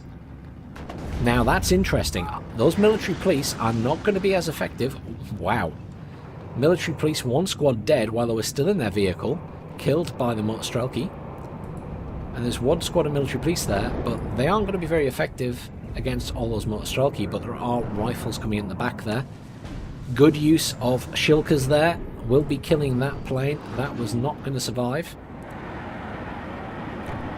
A lot of fighting going on up here between Pixie and Ski. Ski is pushing that point. Now that's interesting because at the start there we noticed that Pixie was sort of over here where I'm drawing the box, and it has been pushed back already. Use of bombers coming in already. The FE clusters. Now this will be an interesting game because obviously Razman and Soloing Pixie have access to the Raven, which is a seed plane, and we are seeing Shilkas down here. I imagine we'll be seeing Shilkas used as a primary air defense, definitely for the bottom of the map. Because we obviously have Razman playing as the 8th Infantry Division. We have Pixie playing as the 3rd Armoured, Ski as the Tank Division, the 79th, and Tanner as the Strelka Division, the Strelk Division? The 39th Infantry, which is a tank division masquerading as infantry. Another plane dead, by the way. Again, Shilkas. Ridiculously good. Tanner getting around the back there. Razman is aware, though, he has seen those units. They did get fired at. I'm assuming he knows. Not a huge amount of units here for Tanner. Tanner has got a lot more units focused on the middle. But equally, Pixie does have more of a foothold along with Razman. We have units from both Razman and Pixie there. While Ski is having a much harder time at the top. Clusters being used against those Bradleys there. Very effective. One Bradley dead, the other one took no damage though. Motorstrelki are quite far forward there. It's difficult to say. The idea is that Sky really wants to be here to stop those reinforcements coming down that road, or at least making them think twice. At the moment, Pixie is holding that quite well. But equally, not a lot going on at the top. Down here, Razman forming a defensive position there. Still has a couple of units here. Is not doing anything about that infantry. Did he not realise his units fired at it? But I perhaps think he didn't realise it was there. Perhaps he wasn't paying attention to that point of the map. I say that, knowing full well at the same time that Razman did move those units at around the time they were firing at it. So unless they were on a move command order, a chained order, I can't imagine he doesn't know they're there. But admittedly, it will be a while before they get there. I mean, they could easily peel off and go after that vehicle. It depends where that vehicle stops. Loads of Motorstrelki coming in for Tanner there. Loads of Motorstrelki coming in, and Sapori RPOs for Ski. They want to get into that point. Equally, Ski has an issue here, which is all of these units. Pixie isn't letting up quite yet. Is going to be slightly aggressive up here to keep Ski distracted. Ski's units peeling off and going that way. Coming in down here to try and kill these fire teams, I assume. Tanner focused on the center. Not a lot happening at the bottom. We're back to that game like we had in the very first game we watched today, where there is very little going to be happening at the bottom. Lots of cluster bombers coming in, lots of Su-24s, really effective, really close bombing pattern. Yeah. Everything dead there. Where's Tanner's units going? Is he racing them into the middle? Oh, he's got them all out. I was going to say, what's he up to? He's pulling those BTR-60s back. Motorstrelki will be fairly effective, though will take plenty of damage from those patterns. Patterns may not be good against armor, but they will be good against infantry. All those Motorstrelki peeling around the side there. Ski bringing in those RPOs at the back. That's interesting. I thought he was going to be heading that way, but he is actually going to head towards the center with them. Enemy spotted warning there from Tanner. And enemy spotted there. Not sure if that's just a reference to the fact there are units there or not. Lots of chaparrals coming in, lots of stingers moving up. Pixie is definitely wanting to push this quite hard. Doesn't want Ski to have any time to worry about what's happening in the middle if he can help it. Ski doing a good job with that tank though, keeps moving it back, I believe. Starting to see a bit of artillery now. What have we got at the back here? Just the 150mm howitzer, not seeing anything bigger yet. I thought we might be getting to see the 2 or 3mm. Again, those bombers coming in doing a lot of damage. Did take a couple of shots there, I think. I can't click on it to see, but certainly looked like it got hit by the chaparral. At the moment though, Ski and Tanner do have an advantage. That's because Hotel hasn't been capped yet. There is a command tank coming in. And a vehicle there. Is that because of a destroyed vehicle, or have they just never capped it? I'm assuming they just never capped it.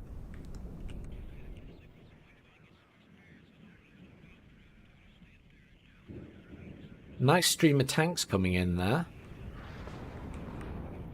Obviously a significant advantage that the Russian infantry get, or the Russian infantry division get against the American infantry division, are their tanks.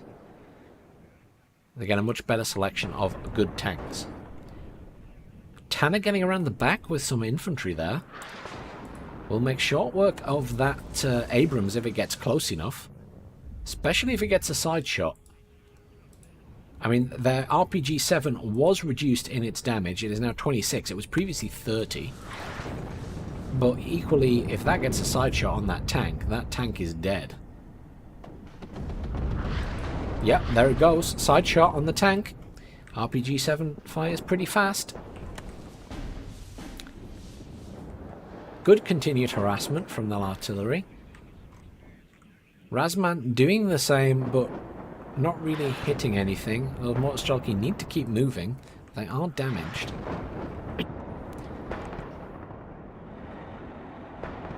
Ski and Tanner are managing to get a little bit of a foothold in the centre now. And up here, well, Ski is managing to hold. Has more tanks in now. That one is quite badly damaged. Will need repaired. Radvetskas are round the back, so could cause problems. Motorstrelki around the back here. There are some scouts there. I assume that there was a little fight there with the other squad, but those Motorstrelki unperturbed. I think he'll want to get those in here, into the buildings, and look for that CV. We'll be looking for a CV snipe. Loads more motor strelky coming in and BMPs there. Needs to be careful because Razman does have quite a few units scattered around here. And obviously, ideally, would want to be firing those at anything that comes down this road. Defensive-wise, if he decided to attack here, little bits and pieces, nothing too much. So another one with Force of Motor Strelky would do well. Lots of Heimatsuchen there. I see that cluster coming in, is going for that tank. Tank is being reversed but will not survive. Was also against an M1A1 Abrams from Pixie. Lots of infantry here. That infantry hasn't moved in a while and unfortunately is being hit by Razman's artillery. More anti-air coming in at the top there. Those motor strelky quite far around the back now. I'm not sure where they're going. Obviously point advantage heading for Razman and Pixie at the moment. They do have a command in the middle.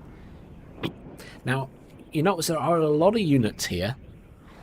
Or it looks like there are. But the reality is, you know, it's a couple of IFVs with machine guns. You've got the Shilkas back there. Do have a couple of tanks moving in now and all the motor strelky coming in. But there weren't a lot of units there.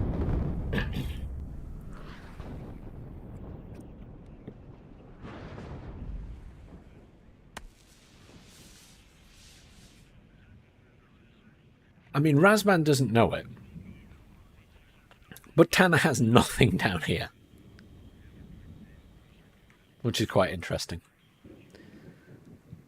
I think that's the least defensive units we've seen in any game so far for one of the southern points. Those motor strelky are getting in there. He's flagged that. Ski has flagged that. But that's not where the command vehicle is. He's obviously assuming it might be there. Those motor strelky could easily kill that if they get close enough. But that said, if they get seen running down the road, it's going to be short-lived. Bomber coming in there for Ski. Going for these units, I assume? No, going much further forward. I assume they would want to be using them to get into the centre. Still fighting this war up here to keep Alpha in possession. Pixie keeping the pressure on. And it's quite clever because he is to some extent keeping Ski out the fight in the middle. So it's left to Tanner mostly to be dealing with that. And, you know, it's not just Pixie there. Razman is also in the centre. Motor strelky has done its job, has killed the command vehicle in Foxtrot, though there is immediately a replacement one coming in. Bombers coming in again. One dead. Second one took a couple of shots. Last one missed. Lots of anti-air, lots of Stingers there. Stinger's doing a very good job.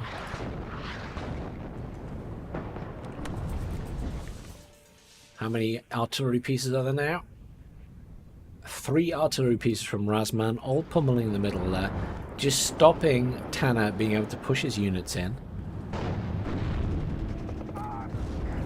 This is a hell of a slugging match up here. Tanks are getting repaired at the back there. But equally it's quite a fight here. More anti-air coming in.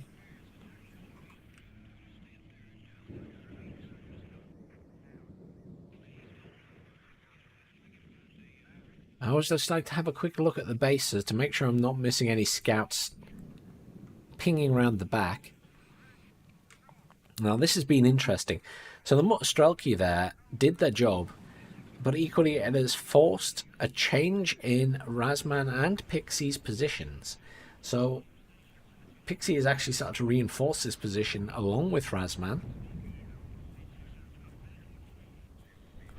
And motor strelky have been seen, so they're going to die very quickly now.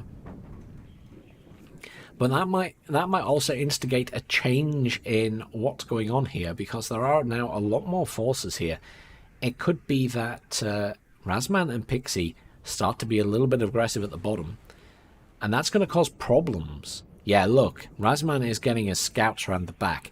That's the intent then. They're going to reinforce this point and then push on Golf. Golf does not have a lot defending it, and Razman will soon be able to see that. Lots of planes dying, anti-air being quite effective.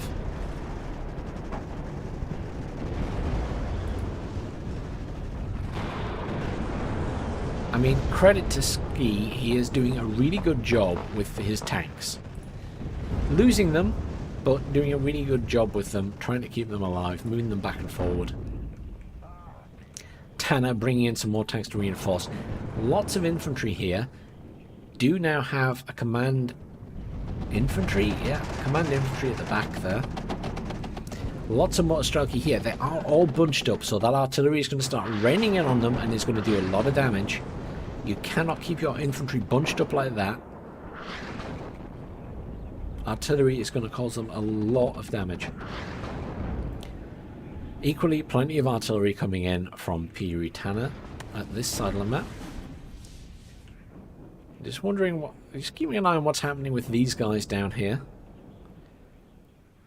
Notice a Shilka coming in now. Is that a sign that Tanner is slightly reinforcing this point? Maybe he's suspecting something's going on since he saw his units die and possibly saw that there were tanks on the way. Oof. Yeah, they have the M67, so they make quick work of that. But of course, that will give away the fact that there is something there.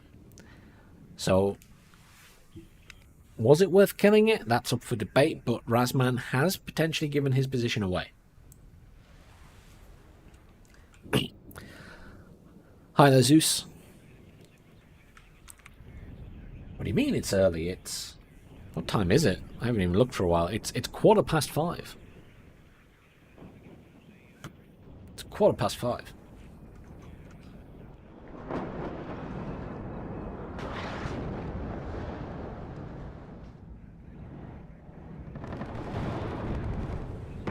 Now that's something we haven't seen in a while. This area is now free of red.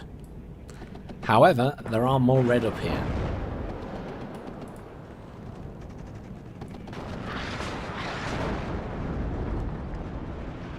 Interesting. So I think Pixie is wanting to try and get in here. A couple of empty vehicles there being used for scouting to see what's at the top. Bombers coming in again. That's Cluster going for that CV tank. Oh, that's a lot of damage. A lot of damage.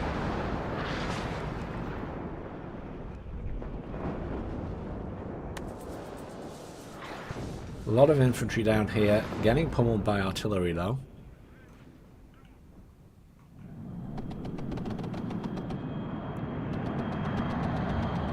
Razman's scouts about to get pummeled by some clusters. Quick response on the plane there once they spotted it. Motorstrelki, unfortunately, not in the best position against them. But obviously, they are now aware that there are forces there. Equally, they can see all this coming in from the bottom. Now, if I zoom out, you know, lots of units from both sides here. It's difficult to say who has the advantage. I think that Pixie probably has more forces here, whereas Ski has a lot more forces at the bottom. 8:15 AM in the real world?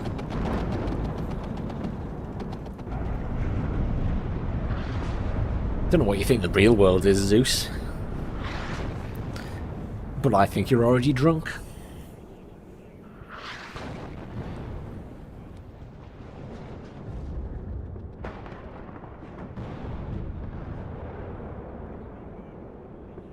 I think now the plan for Razman and Pixie will be to keep Tanner and Ski out of the centre. Whether they achieve that is up for debate. Strelki behind that point are doing a good job at killing stuff coming along the road, but they are running low on missiles, I think. Yep. One missile left, but they've killed a few things on that road. Clusters coming in there. Going for, I assume, the tanks. Oh no, there's no vehicles in there. Took out the anti-air, but did lose one of those planes? Possibly both.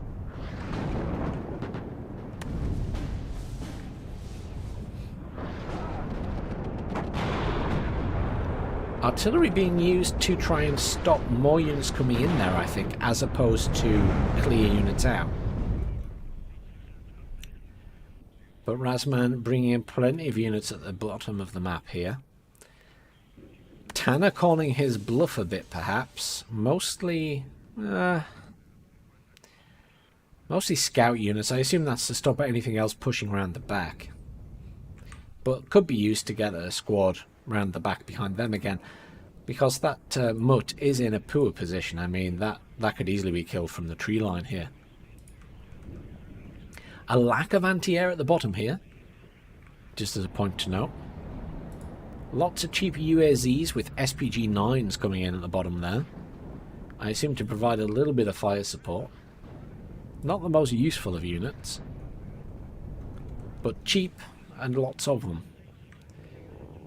2 cluster bombers coming in there. Going for... going for the T-80. They're the F-16Cs that only have 2 bombs. So, if you're wondering why the T-80U survived, it's because they've only got 2 bombs each.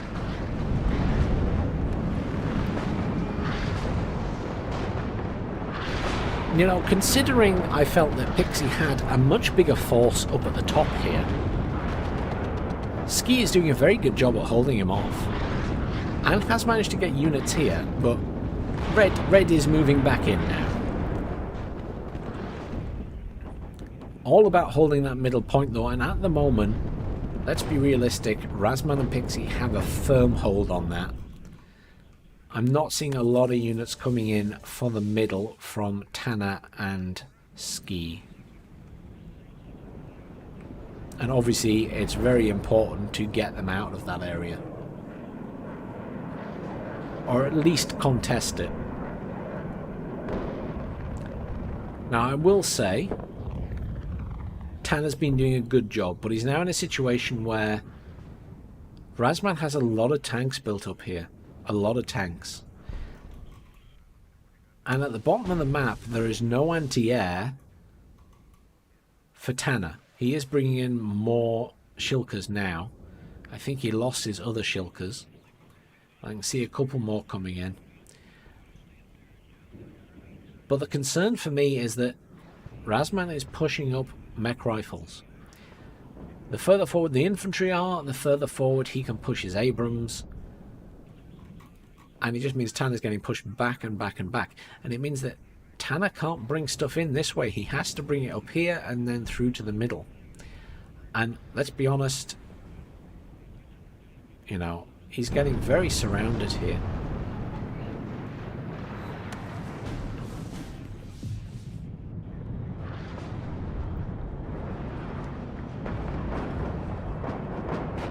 Pixie is pushing up here as well, round. So they're going to have a firm grasp on this point. It's going to be very difficult to dislodge them.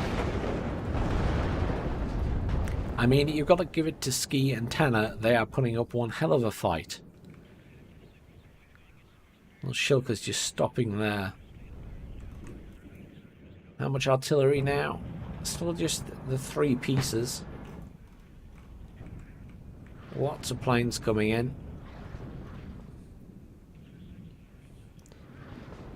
I will say most of the bombers that have come in, especially around the middle, have ended up dying. A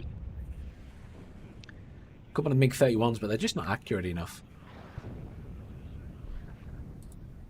Just not accurate enough.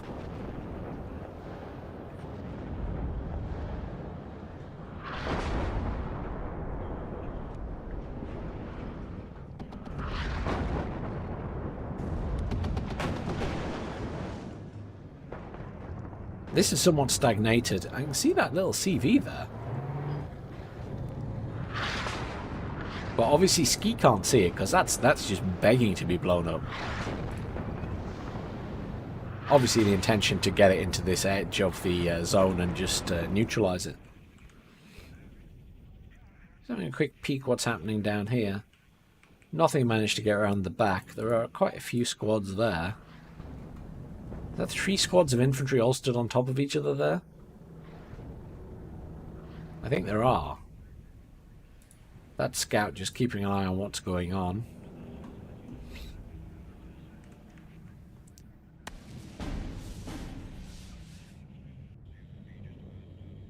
Attack beacon going down there by Pixie.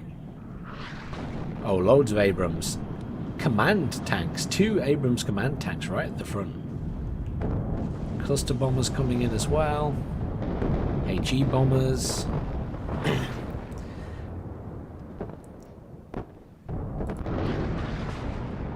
Don't think they did a lot of damage, unfortunately. Loads of BMP3s coming in, lots of Motorstrelki, but that road is getting pummeled by Razman's artillery. Enemy spotted icon. That's the Stingers perhaps down there.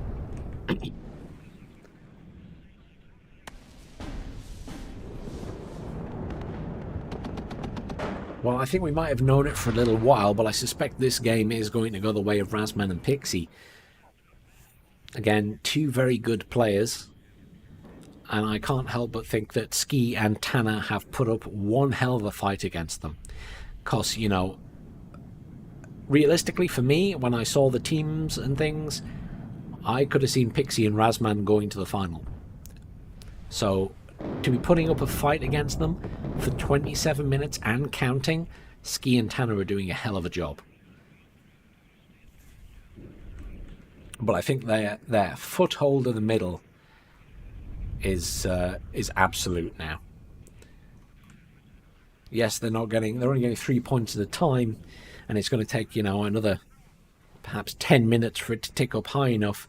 But getting through this lot, I think, will be very difficult, especially when Ski is significantly distracted by these forces here, because there's been no let up in Pixie's aggressive stance, shall we say. It's defensive, but it's aggressive. He keeps poking, and it's enough to keep Ski distracted, basically.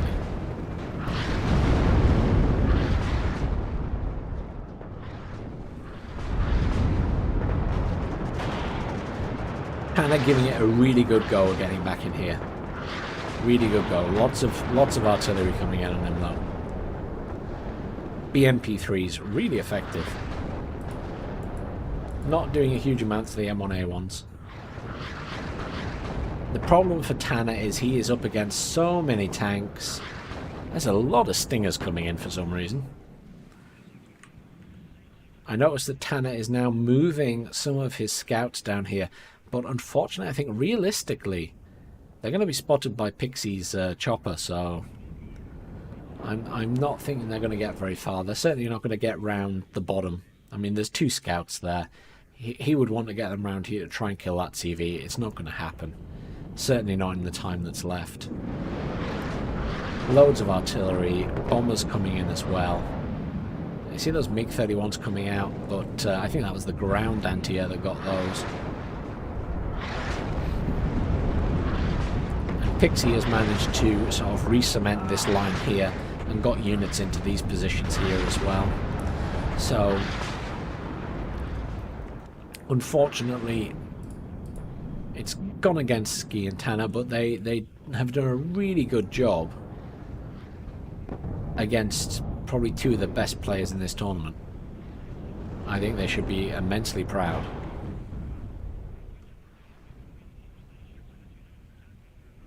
I don't think I'd last 5 minutes against Razman and Pixie.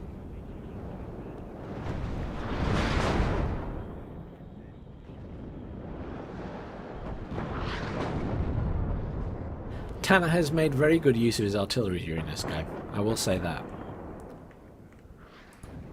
Unfortunately, it hasn't been doing as much as I think he would like it to in some situations. But it has been very quick. Although, you notice, Pixie has now got artillery and is counter-batterying. That is the first time Tanner has had to move his artillery in the entire game, I think. Like, from counter-battery fire, at least. Oh. Razman has had enough of anti-air, that's for sure. That is a very deliberate attack on that anti-air.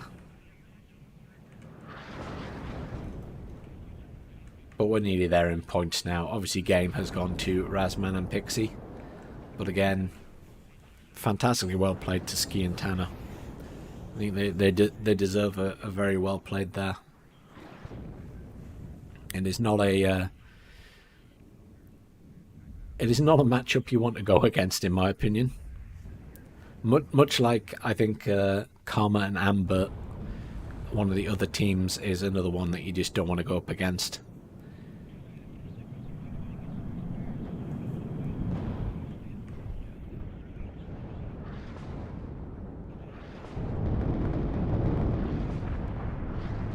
Lots of bombers coming out there for both sides, and a Raven.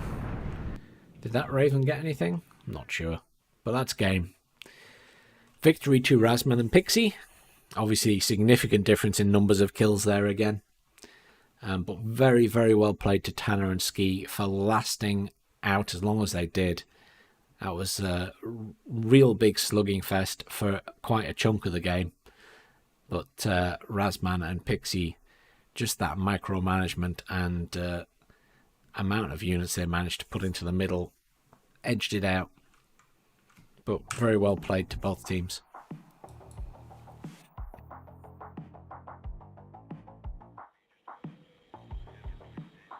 Let's see what else is going on.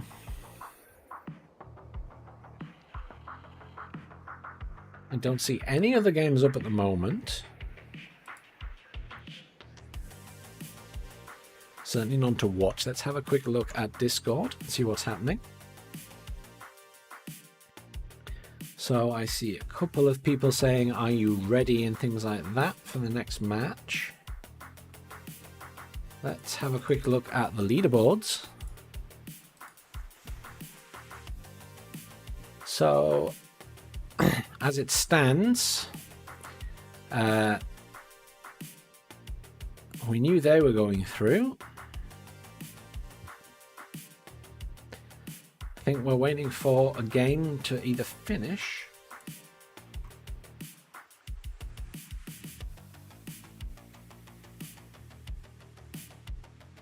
Crackers did eventually play their game against Barry Dillon, and Barry Dillon won.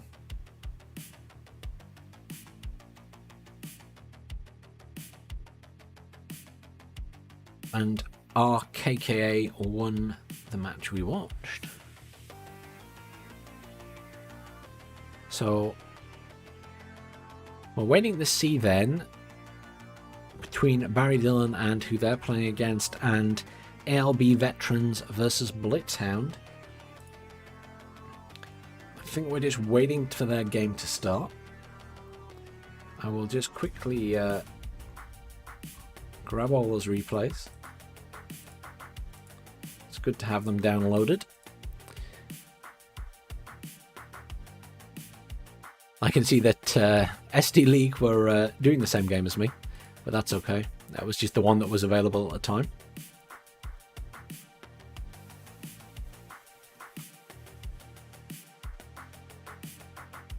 Right, I will be right back. I'm going to get a drink, and then we will have a look to see if another game is starting, and if not, we will watch one of these replays.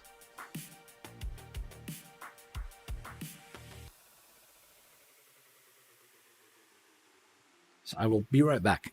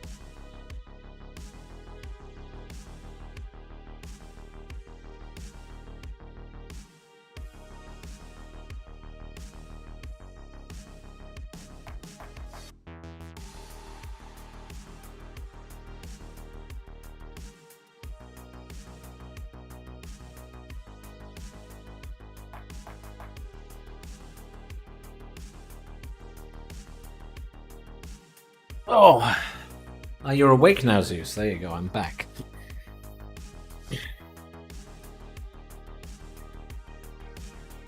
I notice a few people getting a little bit impatient, waiting for a game to start there in Discord. Not seeing any games up yet. Are there any? No.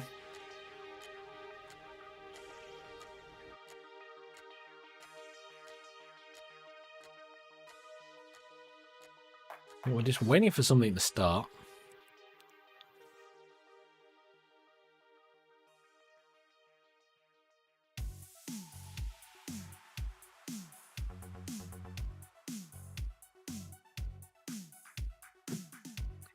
So, rather than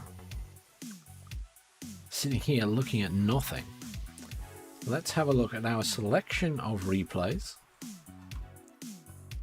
from other games while we wait for a new one to start. So we've seen the Pixie game, we haven't seen that one. Let's go for that. Which one was that I downloaded? You just get them up in the folder and we can drag them all in. And I want replay 9.4.10. Let's have a look at that game. So this game will be the Crackers vs Barry Dillon game, and Barry Dillon won. Let's get that up. If I go back while we wait for something else to start and load that up. Replays. I think it should be this one. Just boot it up and double check.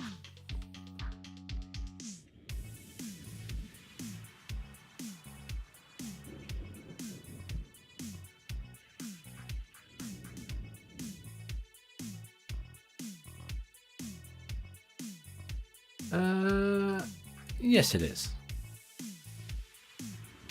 They just have different names. I think it's because someone dropped out and they had to replace with someone else. Here we go. Why on earth am I looking at it from this end? Oh, because it was someone's game and they're recording. So it's not actually a spectating. That's why. That confused me. Let's speed this up. We'll get up to the bit where they're actually playing. So we have Jasp 137 and Phoenix. Jasp as the 8th Infantry, Phoenix as the 3rd Armoured, and then Agrippa as the 79th Tank, and Magirex 04 on the 39th Infantry. And we have, once again, the blue 4 as red and the red 4 as blue. Shock horror.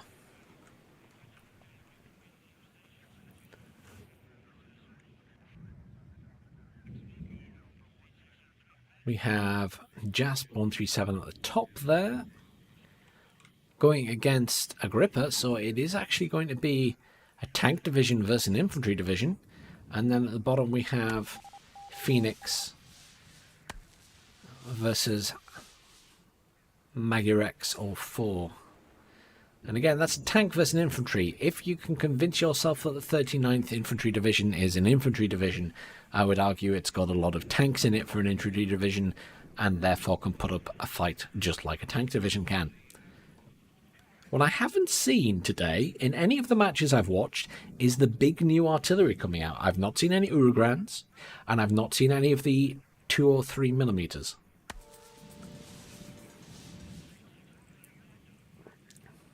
Which I think is quite interesting. I would have expected to see a few of those.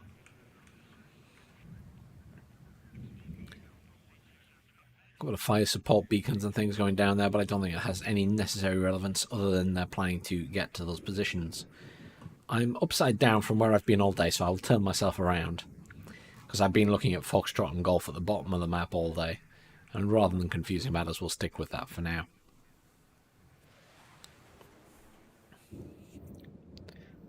and we're off. We'll run this at 2 times speed for now, because obviously we're waiting for other games to start. So we'll be keeping an eye on that. But we'll watch this in the meantime. Okay, Scout Chopper Kiowa with the the Hellfire missile, I should say, being used by Phoenix there. That's the second time we've seen a Scout Chopper of some kind used at the start of a game, though it does want to be careful. Jasp is going to get to the middle first there with his US infantry. Oh, hang on, let's slow this right down a minute. So for the first time today, we've seen a heavy push at the bottom of the map right at the start of the game. Very heavy push from Jasp into Foxtrot. Very much make or break. There is nothing in golf. Everything is here. Everything, everything, everything.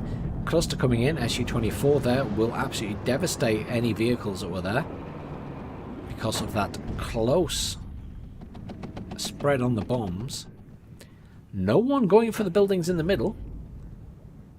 That surprised me. No one has raced for those middle points. Little to nothing in the middle. Both teams sort of sitting on the outskirts. Right now, all the fighting is here. Both teams just making a defensive line at their top points. Kiowa providing some forward scouting. But yeah, some units sort of working their way, BMPs and things at the back there, but yeah, neither team being very aggressive. Pivad's there. A much more standoffish game in the middle and the top here. Looks like Maggie Rex is doing a little bit of scouting using those MTLBs. Guess he's just seeing what's there. What is he up against, if anything. He's going to soon realise that everything is back here and can probably push quite far forward. CV straight into here. Now that's interesting, because Agrippa and Magarex do have that advantage at the moment in terms of points, but I think that's going to reverse pretty quickly. I do notice that they don't have Bravo anymore. Is that an accidental movement of a command vehicle? A deliberate movement of a command vehicle? I can see perhaps that one is heading that way now. Or is that just he forgot to buy one? Possibly he forgot to buy one.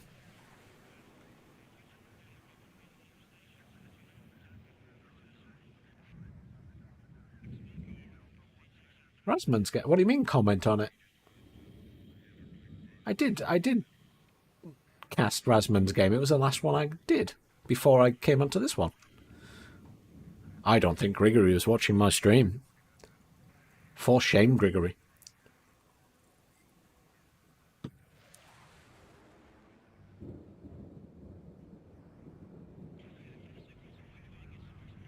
Jasp did a good job here. Has quite a firm foothold on Foxtrot. No points advantage as they still don't have Bravo. I think that was one just getting called in there, though. I think that CV is heading that way. There's a bomber or something dying. It's a very different game, this one. There is not this massive fight that we've been seeing in the other 3 games for that central point. I would have certainly expected that to have been the big fight. That central point.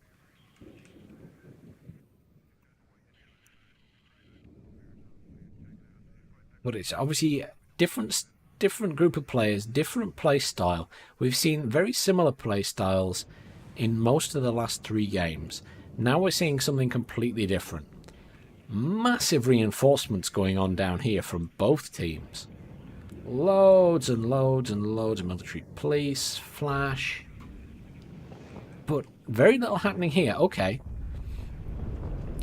So JASP 137 has pushed in with a tank. It's so strange. This very firm defensive line, nothing pushing in the middle at all. All of these units sat in buildings here that really aren't doing anything. They need to be further forward. Not a lot of anti-air either. Is that pivots? Oh, that was the Stinger. Stinger's pretty effective. Fully ranked up. Technically 105% accuracy. Question mark. Ah, you used the Urugran in your match. I will check that out later, Saint. And I will cast it as a video to go up on my stream, definitely.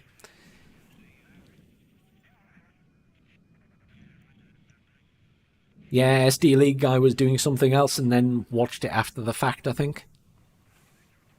Or started watching it halfway through. I watched it pretty much from the start, Grigory. Yeah, so this is a very different game to the ones we've been seeing all day. It goes much more back to what we were seeing in the 1v1 tournament, to be honest. Grads being fired there at all, this infantry in the buildings. You know, I'm not sure how effective grads are, to be honest.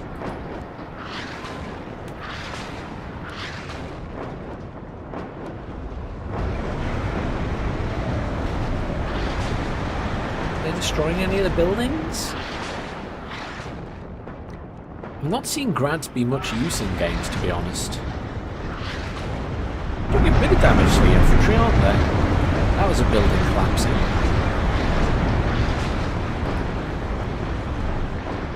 Well, they're killing buildings, if nothing else, doing a bit of damage to infantry.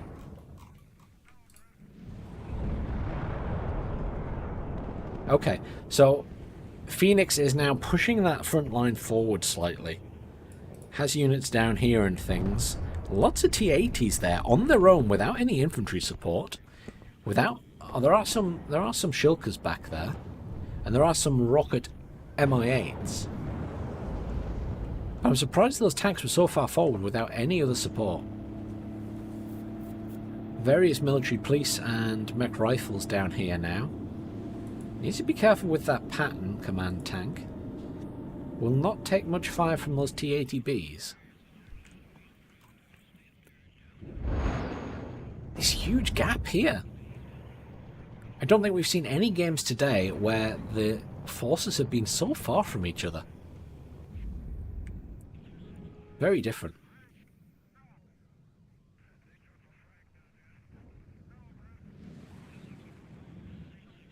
Lots of reinforcement here. I mean, this is it, isn't it? I mean, holding this bottom point, because of its size, because it's all buildings, you need a lot of infantry to be able to take this.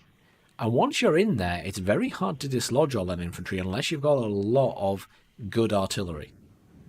Or mortars, perhaps. You need to be flattening the buildings, I suppose. And bringing in a lot of your own. In this case, it would be RPOs. These guys have the engineer flash. 2 squads of. Need some ammo, though.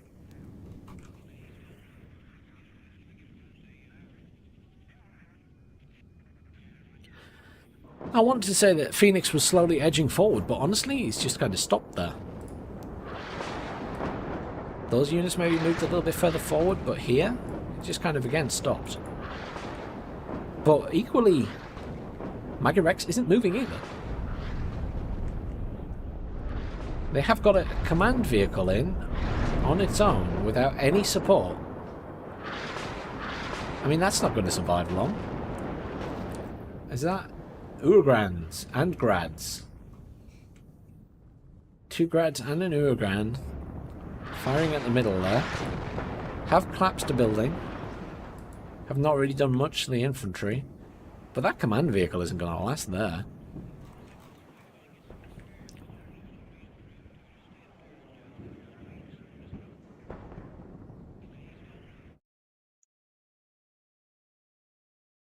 Interesting. Apologies, I'm just quickly checking what other games are up, if anything. Nothing else at the moment. Counter battery fire there from MRLS clusters. Didn't actually catch anything, I don't think. No, they all survived. Well, JASP 137 has a fairly firm grasp, along with Phoenix with a few units of the center point. They also have a significant foothold. It's probably an understatement in Foxtrot. Agrippa has plenty of units there, plenty of BMPs at the back, but realistically, JASP 137 has the advantage here because he's pushing forward. And realistically, Agrippa needs to be aggressive and needs to push JASP out. Otherwise, he's in a bad position. Clusters continue to be used for counter battery fire. Oh, that's going for that CV. I assume that's a guess rather than that they know it's there. That's these grads being hit. They haven't been moved. Both dead. Good counter battery. Equally, are we about to see some counter battery against the counter battery from the Uragran? Yep, an Uragran has been brought in, a separate one, and is doing counter battery against the counter battery. Although has been targeted badly, because I don't think those clusters have moved, but those shots aren't really landing anywhere near.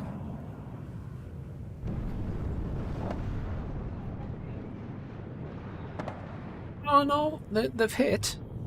That one was almost on top of it, so that had a huge amount of damage. Is the last shot going to be lucky and hit it? He's realised. He's running it away. But I mean, this is, you know, the fire from these artillery pieces is left to right.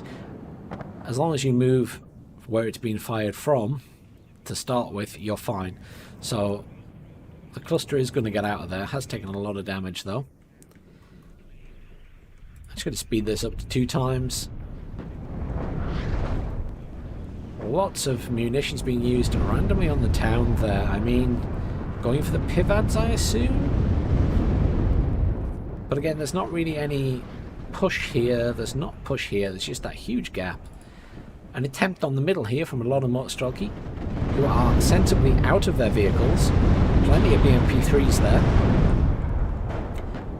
They are going up against Abrams, but equally they do have a lot of missiles.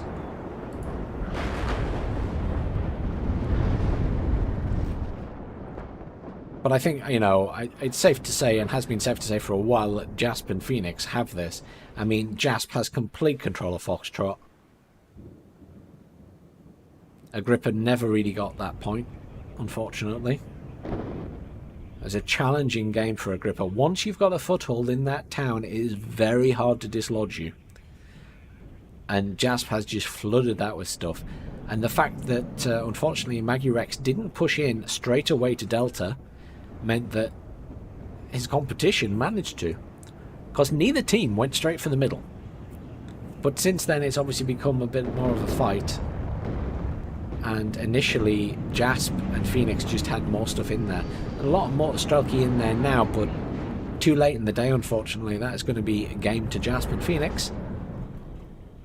Quite a short game for this tournament. That one was only 16 minutes 45 has just gone, and that's it. So quite a short game compared to the other ones we've seen. Interesting to watch, though. Completely different set of strategies. Completely different styles of gameplay. The previous games we watched have all been a lot more similar.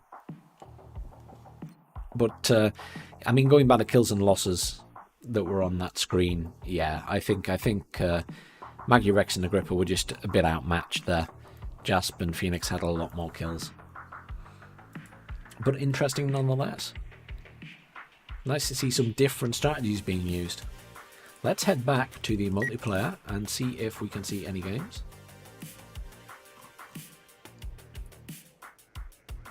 Nothing at the moment and nothing running right now.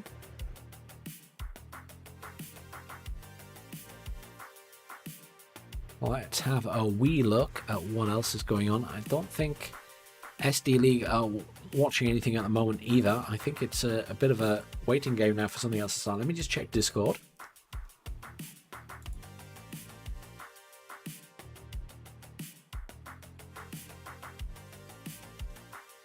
Nothing new posted on Discord at the moment. I know that there was talk about the game between Barry Dillon and Ika Passett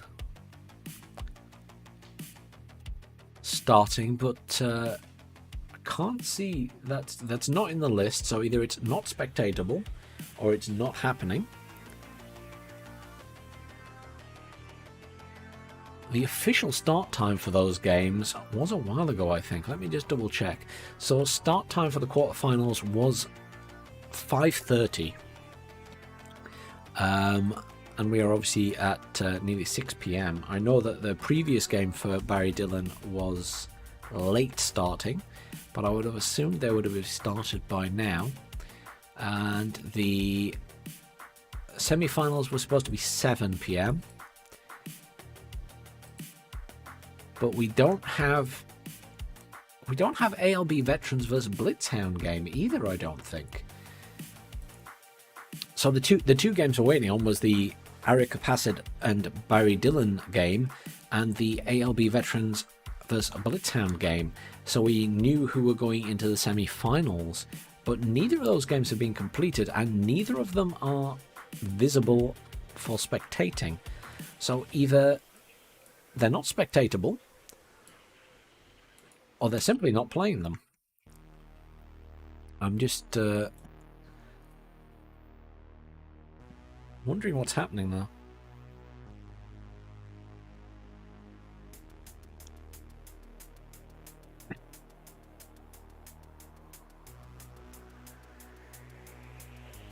Honestly, not sure. That's very strange. Very strange.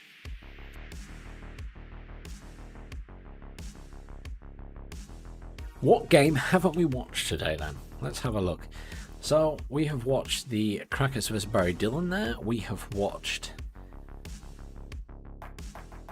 You know what we haven't watched? We haven't watched Saints game. But I will save that for a casted replay to put on the channel. We've seen that game. We've seen that game. Did we watch Give Me More Pain? I think we did.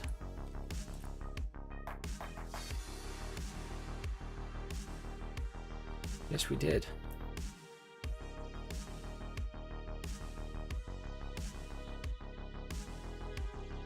I'm wondering what's happening to these last two games.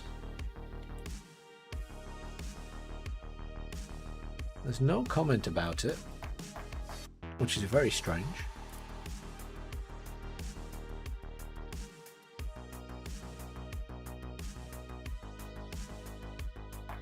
I'm a little bit confused, to be honest. These games should both either be in progress or have started realistically by now. I don't know what's going on.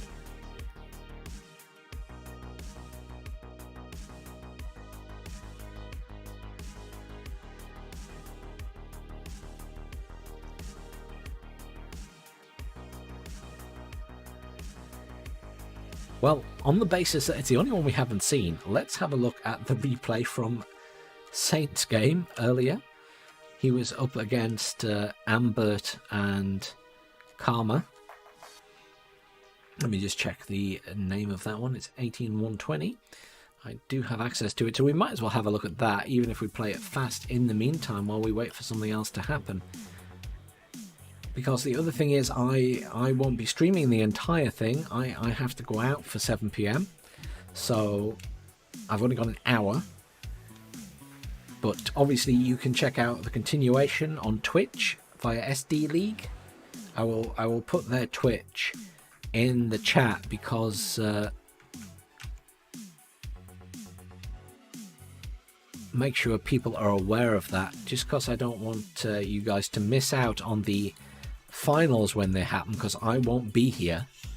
I'll have to look at those games later. But I just stick in chat there, so anyone who does want to see the finals after I finish my stream, please do check out SD League on Twitch. It's their tournament, so they will be hosting the finals, and I believe that he's casting along with Yogdog this tournament, so I think they're casting together. But yeah, it's a bit of a waiting game at the minute. But let's have a look at that replay, because obviously nothing's really happening in the chat. Still nothing there. Fine. Let's watch the replay. Sorry if you're still there, Saint, and it's a bit of a triggering episode for you. But let's have a look at that replay, because it's the only one we haven't looked at today. Load replays.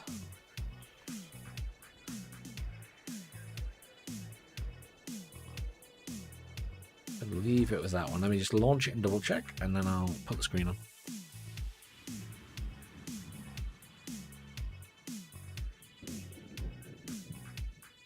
Yeah, here we go. So let's have a look at this. If we don't get to see any of the games, then at least we've had a look at all the starting ones now. So, Ambert and Karma versus Saint Jagtar and Jagged 3D. I'm going to speed things up. I'm going to get us back into our Foxtrot Golf at the bottom position. So, over here we have Jagged 3D and Saint Jagtar. They are the red 4. So red 4 is blue, blue 4 is red. Yes, it's confusing. Amber as the 8th Infantry, Karma as the 3rd Armoured, Saint Jagtar as the 39th Infantry, and Jagged as the Tank Division, the 79th.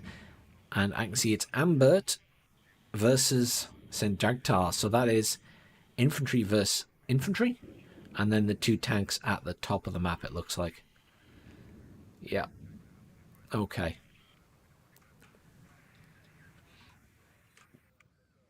Sorry, Saint. I know. Unfortunately, there are no other games going, so we had to have a look at this one, because we've seen the rest of the games. I think I've gone through all the others so far. I'm only going to whiz through it, though, so I'll put a proper video up on my channel still. But I just have a whiz through it now. See what happens. You can cover your eyes. So cluster straight out there for Saint Jagtar. Really good. Saint, that was really good. Have you seen the replay? You caught a bunch of his units there. Very good early use of that bomber. You're doing yourself a disservice if you think you weren't playing well, by any means. Raven swinging about there very early from Amber.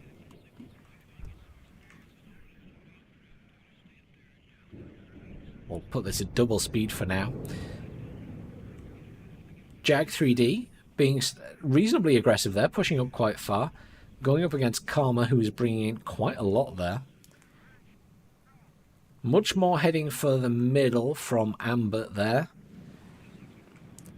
Saint, again, you're being quite aggressive down the bottom there. That's good.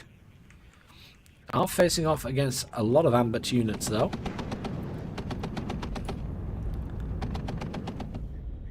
Amber doesn't have that much there, to be fair. You've got in that point pretty early. Amber's having to shift his Cobras back, put it that way. Good little skirmish going on up here as well. Neither team with much in the middle. Amber's managed to get a bit there, but realistically he's having to hold some of his units and pull back his choppers to deal with you. You say 2 noobs, Saint, but that was pretty impressive. You got some of his units at the start. Cluster coming in there again for Jagged. Good amount of damage on that tank. I mean, Jag 3D is doing a good job at the top there. Pushing Karma back. Karma's having to bring in loads more reinforcements there. You dislodged Ambert at the bottom. You should be pleased with that. Speed it up again. You dislodged Ambert's forward push. Ambert doesn't have a lot here, but he has the Cobras. That's the issue at the minute for you. You could have been a bit more aggressive here if you'd had... I mean, the Strela would help, but a little bit more AA, and you probably could have been fairly aggressive. I mean, all he's got in here, you didn't know at the time, is 1 military police and 3 stingers, and now a CV.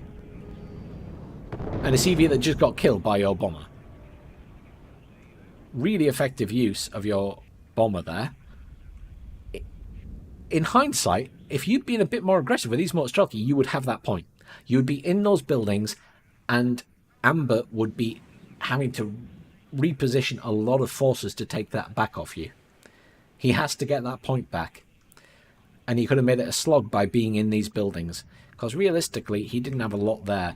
Those military police wouldn't really be too much threat to all of those Motostrelki. The problem is the 2 Cobras, and you needed that Strela further forward or some other anti-air. So you didn't do bad. You had the right composition of units. But Ambert is now going to heavily reinforce that point. The other thing that you guys missed was you didn't send a lot to the middle. A lot of forces here for Jag 3D. A lot of forces here. Bringing stuff into the middle now, but a little bit late. Because Karma, he did a good job versus Karma at the top there. No question about that. No question about that at all. Good use of bombers as well from you guys.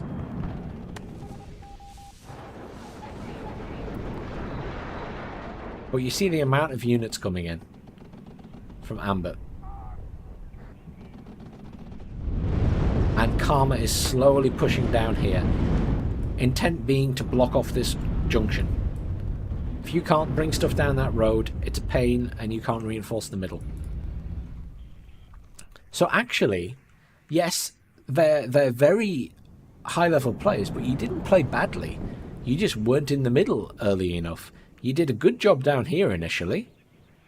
If you'd been a bit more aggressive, and it's, you know, you don't know what's there, you probably could have been in that point. Now, yes, he probably would have pushed you out of it again, maybe, but it makes him have to redeploy forces, and you did a good job. Equally, Jag did a good job here, but kind of stopped.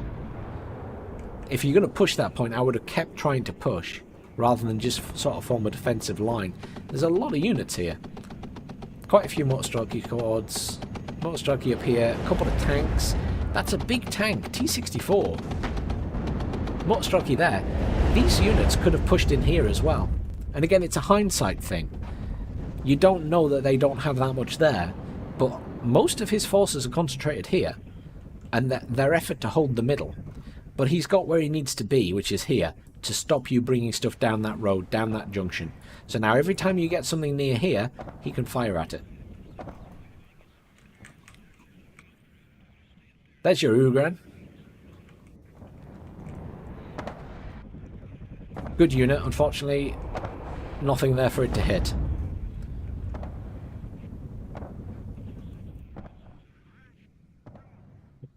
But yeah, don't put yourselves down so much. Yes, you may have been against very good players, but you did really well at the start. The only thing that I can see that you didn't do was push your advantage.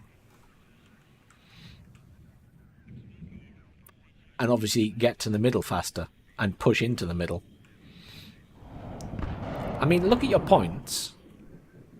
You were already over halfway to winning the game. You caused a lot of problems for Ambert, and equally, Jag caused a lot of problems for Karma. A little bit more aggressive, and Karma would never have been able to push down here because he would have been busy up here. But equally, the amount of forces you two had to put into sort of this and this meant that the middle was up for grabs for them. So it's a balancing act.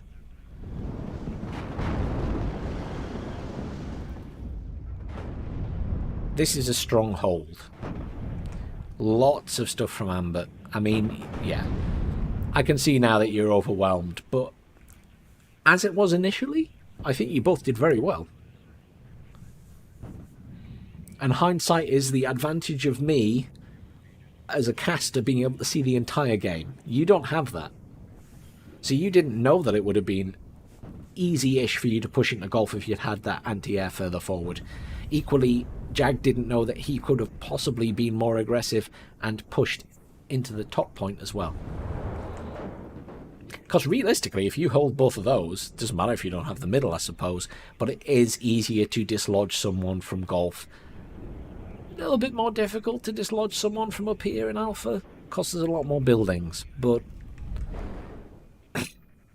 at this point, I think it's just more, you're a bit overwhelmed. I mean, if you zoom out, you can clearly see there is a lot more red. There is a lot more red stuff piled on top of each other. So yes, at this point you're outmatched, but you shouldn't feel bad because your opening was great. So you just need to build on that. I think your opening was really good.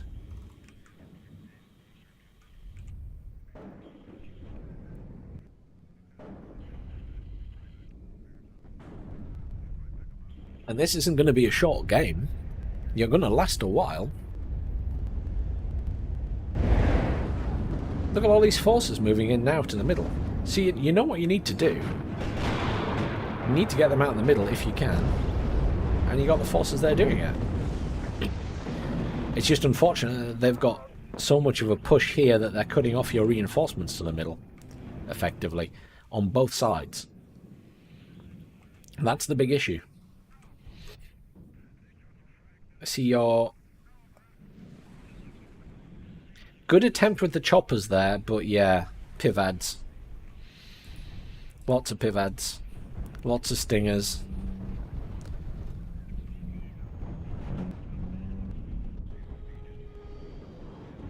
Two very aggressive players compared to what you two were, but my argument would be you were actually very aggressive at the start, and I think you did a really good job at the start. It's keeping up that momentum, which is something I struggle with as well. If you're pushing and you're doing well, you've got to keep pushing. You've got to reinforce that push and keep going, because it forces the enemy to respond to that push and not concentrate on what's happening elsewhere. I mean, look at how far you've got in here. You've got a lot of units there. They're having to bring Apaches right on top of your units to get in there. Unfortunately, you don't really have any anti-air there. So those Apaches are, you know, doing their job pretty effectively, coming in and flying over very quickly and just pummeling the infantry with the cannons more than anything else. So yeah, I'd say you guys had a really strong opening. Really strong opening. And I expect it probably caught them a bit off guard, especially Ambert down here initially, because he won't have been expecting you to dislodge him from there or kill his CV.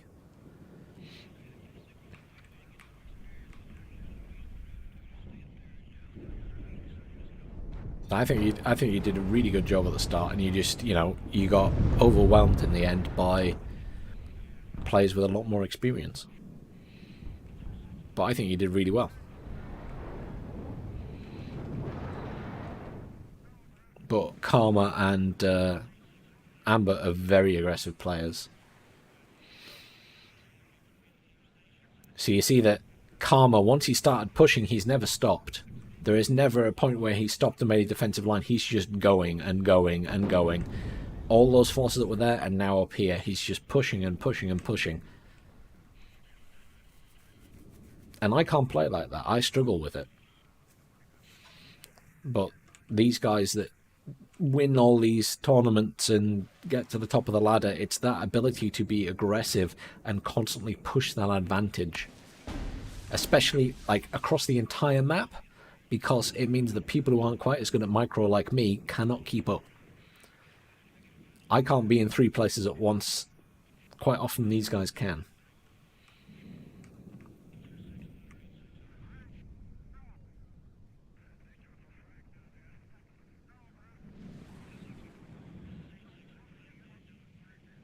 But yeah, you did a really good job at the start of that game. But it's all about pushing that initial advantage.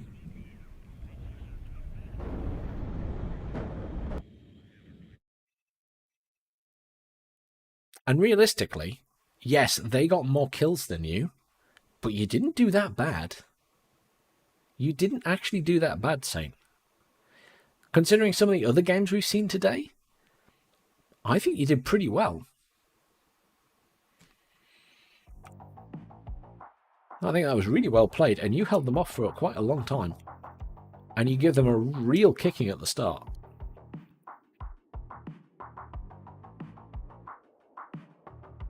So well done to you guys. Right, let's have a look and see if any of the games are up. No is the answer, I think, to that. I'm wondering what's happened to those other two games then. Let me just have a look and see. No, SD League isn't looking at anything either. Interesting. Let's have a quick look. They have played, because they just said GG to each other. So the game must not be spectatable. I mean, this is one of the issues, is games aren't automatically spectatable. You have to set it up, which is a little bit annoying. And if people don't realize or remember, then we cannot cast the games. It would be nice if the default was that you can watch it, but I think equally, I don't know if that puts strain on UGen servers. So, swings and roundabouts. It would be good if someone uploads the replay of that game so we can just have a look at it. Hopefully they stick up the replay.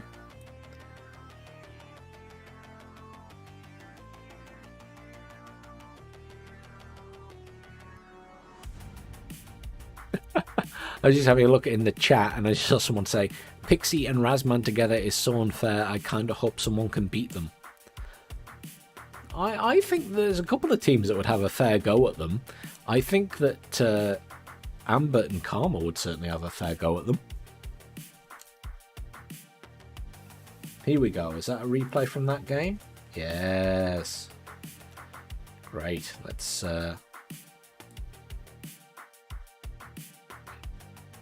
Let's hop in that game. Since we can't see the others, we might as well have a look at that replay. I'll just have a quick look. I don't think... The other game that was supposed to be Blitzhound versus ALB Veterans. I don't know if that's even in-game at the moment. We will be seeing the iCapacit versus WG greater than SD, which is the team that have just played, which we'll have a look at in a second, versus Razman and Pixie. So we will be seeing that in a bit, but possibly not on my stream because I might be gone by then, but you can certainly catch it on SD League's stream. Let's have a look at that replay. I've put it in position so we can have a quick look at it. Round 2. Thank you, you've named it properly. I appreciate that. Thank you very much for naming it correctly. Round 2, and then the team names.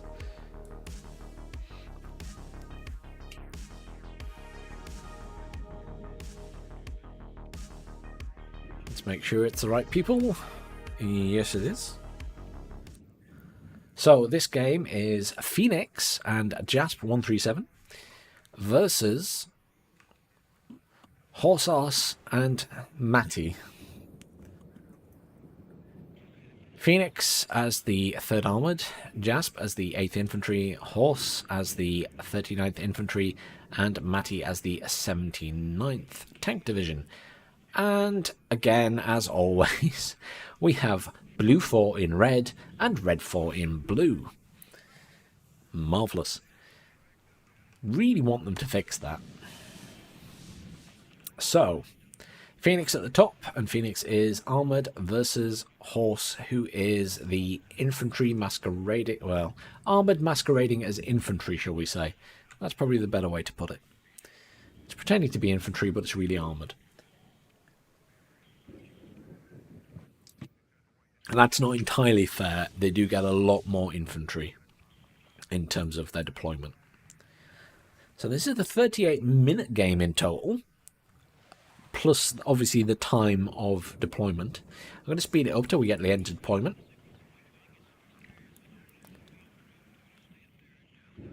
Hang on a minute.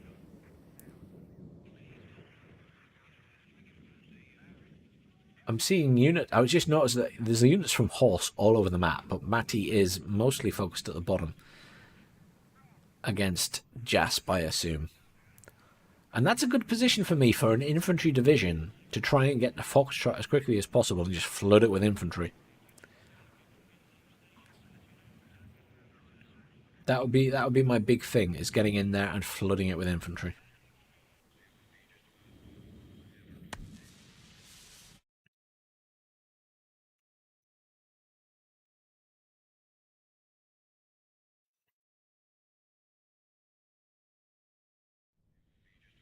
Okay, we're off. We'll slow this down to 2 times.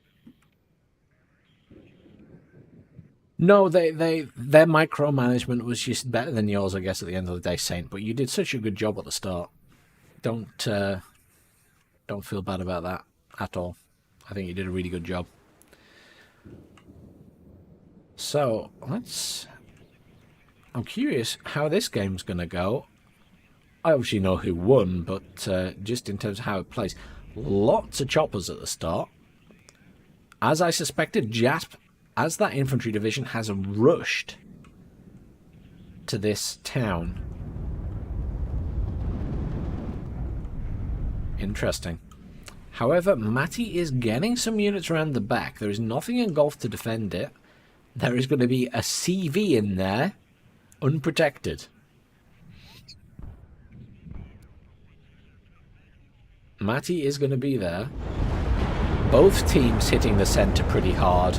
Those choppers proving to be the most powerful. Pivad's in now, but Pivad's far too close. Pivads are going to get stunned and wrecked by those choppers. Far too close. Yeah. Pivad cannot be that close. Huge number of forces from Phoenix there, but has immediately stagnated and stopped, which has allowed Horse to push up. And those guys also have a firm hold in the middle. Down here is a bit of a mishmash. Now, when you get in here, you need to get in here with a lot of infantry at the start. And I gotta be honest, Jasp doesn't yet have a lot of infantry in there.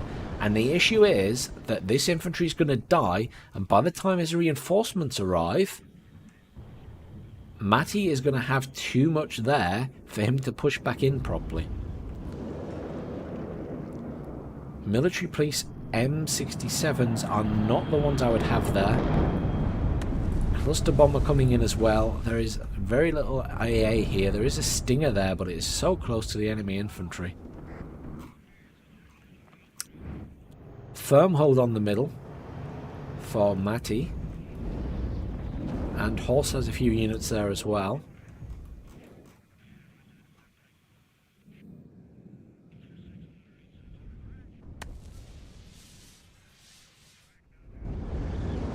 I'm actually impressed that Jasp managed to push back in there when majority of the initial force was lost, but does now have a constant stream of stuff coming in, which is really good. Phoenix trying to push back into the middle here, has a very strong defensive line there, could really do with taking all these buildings and things to basically put that road out of action. I mean, there is nothing here. I know that Phoenix doesn't know it, but having units here, some anti-air and things, would cut off this reinforcement lane. I mean, there's Iglas there. The choppers are a little bit annoying, but having units here will pretty much nullify Horse being able to bring anything in. That's the ideal situation when you know what's going on.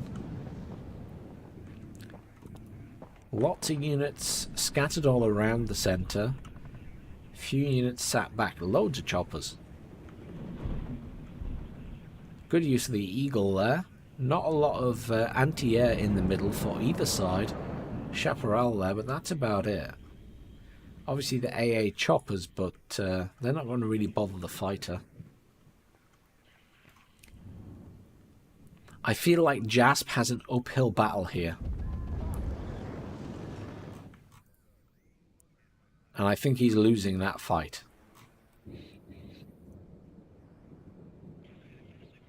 I can't help but feel that while I'm impressed he managed to get in that set of reinforcements, maybe it would have been better after losing that initial force to try and just build a defensive line here. Because really, I mean, he's now having to send forces into the middle anyway. It's difficult.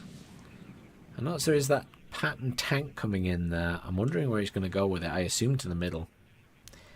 Obviously, there's absolutely no point in trying to get this here. The other concern for me is now that Golf is at risk, because Matty doesn't have to stay there. Matty has a lot of infantry. Matty can push into Golf. That... oh, wow. I wouldn't have perhaps done that. I mean, in the short term, it's cutting off some of the point income, but that's going to be a very dead command tank. Its weapons are still turned on as well, so it's going to give its position away.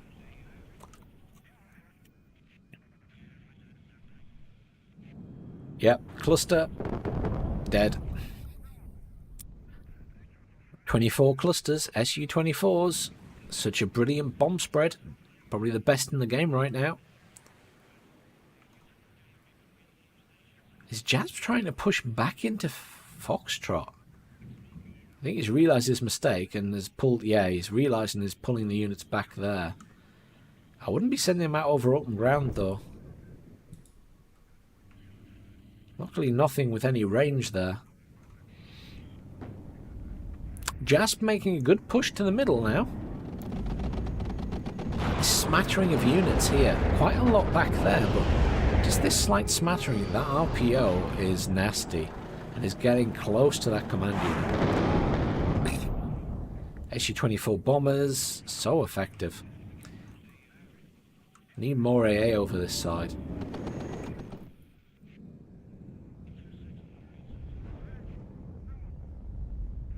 Oh, how I wish Phoenix had pushed harder here. I mean, there's barely anything. Abrams, Bradley, mech rifles, Bradley. All those infantry coming around the back now.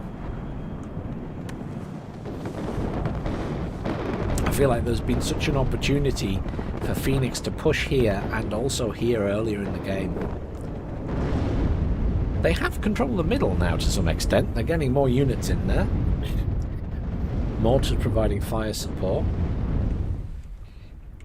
Hitting the middle there. BMP-3s, very good. They'll be very effective against the infantry, even in buildings, since they can fire both of their main cannons.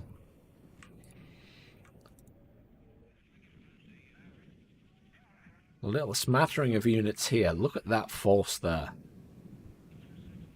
That is a lot of units. Versus this. If Matty wanted to, he could push through there without much resistance. Much more active use of bombers as well for Horse and Matty at the moment.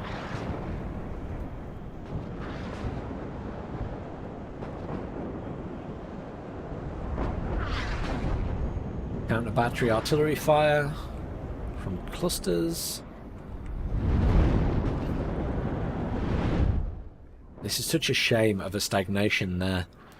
That stagnation from Phoenix, although he did, you know, he's done a very good job of pushing into the middle, but the stagnation here, rather than pushing when there was very little there, has sort of allowed this grip on the middle for Horse and Matty, and left that lane of reinforcement open.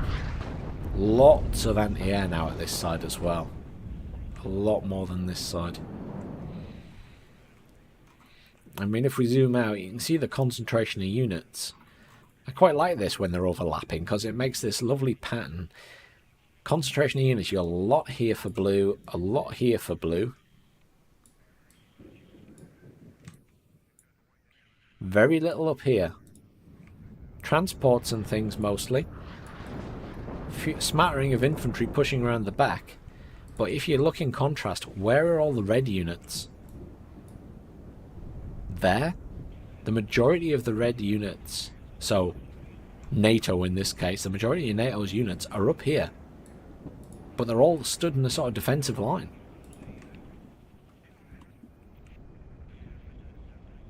For me right now, once again, the Russians just have more units on the field. In a much more concentrated fashion. And we're seeing more and more artillery coming in. 4, 5, 6 pieces of artillery. 7, 8, 9, 10, 11, 12. That is a lot of artillery on the Russian side. I've got an MM110A2. It's the first one I've seen in the game today. 2 or 3mm artillery. Really good. But better in a pair. A couple of clusters. For me right now, in terms of bombing, artillery power, it's all on the Russian side.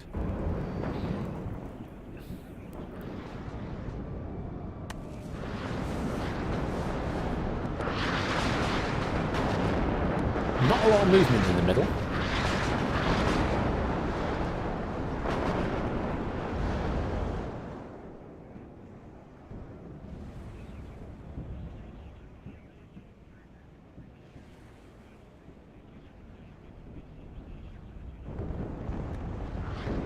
So it's a bit of a they got themselves in a situation early on where Jasp was probably overly aggressive versus what he was facing off against in Foxtrot.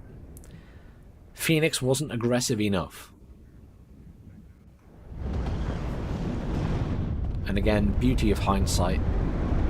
It's all about scouting, seeing what your enemy has.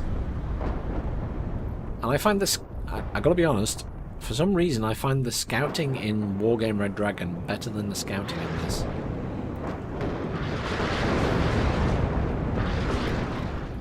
Both teams using a lot of bombers. Phoenix and Jasp are doing a good job in terms of holding on to this middle point. But it's taking a lot of units to do that. I'll also note that those infantry did now move into Alpha. They will be going for the mech rifle command unit. And there is a lot more coming in. So, quite a clever maneuver by horse. Lots of infantry bringing it through the forest. Yes, it's slow, but with a lack of sort of scouting and a lack of infantry there at that side, they've managed to push straight in and are causing them a lot of problems. Also means they have eyes on, means all the artillery can fire at the commander. Good effective use of infantry going through a forest there. Not something that's been used a lot in the games today. It's been used a few times.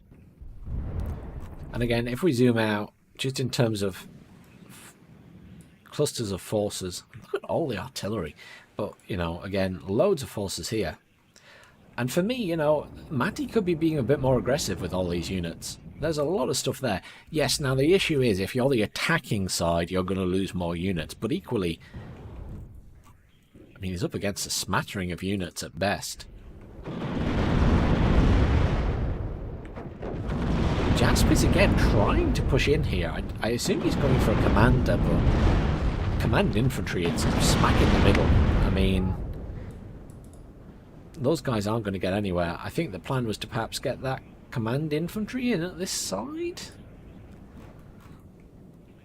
I can understand the reasoning, but it's just not feasible. They're going to be killed immediately. They're going to know where they are. And he's got so many forces in there.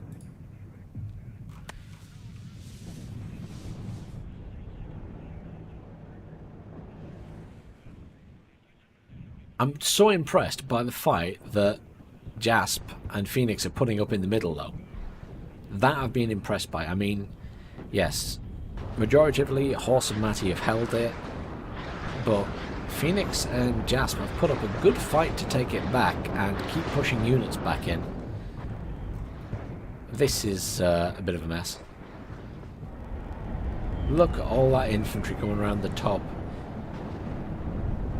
Choppers in as well now, Spetsnaz Gruen choppers. All those APCs now moving through as well. Loads of BNP3s. Those mech rifles are still alive. But there's, again, very little anti-air there. There's a Hellfire Kiowa, but that's going to get hit by Eagles there as well. There is a Chaparral, but it is out of ammo. Yeah, Horse has got that point. No question about it. And again, if we zoom out, concentration of forces now. Huge amount there. Hasn't lost anything in a long time in that area. Here is sort of a bit of a mishmash.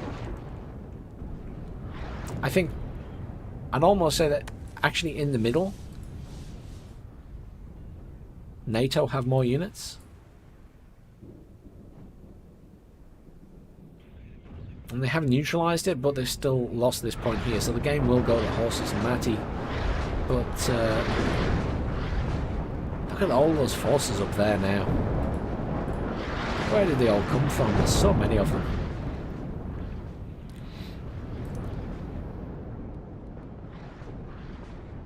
That was a brutal game in the middle, though. A lot of back and forth.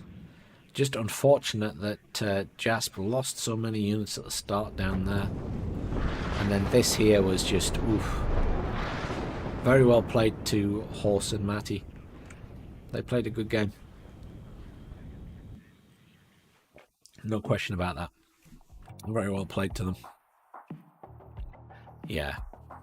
Kills there significantly higher for Horse and Matty. Oh well, another good game. We're seeing some good games today, I will say that, with some varied strategies, which always impresses me.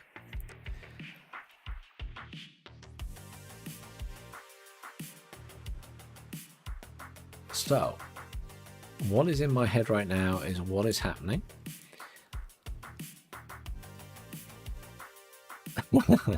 SD League are watching the game I was watching.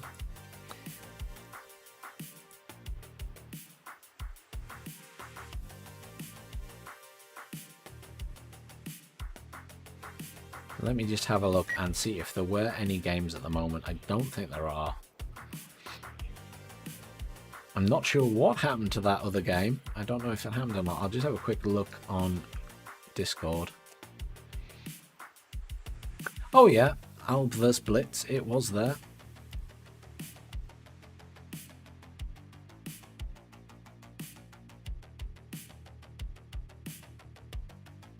Interesting. So, the matches that will be upcoming. Just checking who won that. ALB Veterans won that match. I don't have a huge amount of time left. Let's have a quick look at that last replay.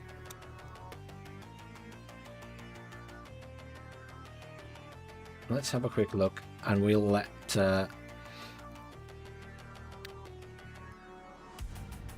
SD League and Yogdog have the rest of the day. But let's have a quick look at this one while we're here, and that's us all caught up on the games that they've been so far. Bear with me. Let's load that replay.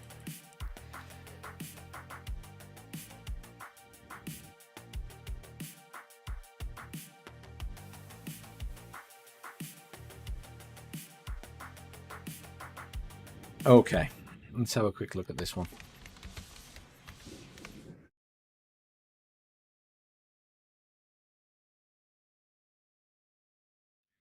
So, let's get back in our position. There we go, Foxtrot at the bottom, Golf there.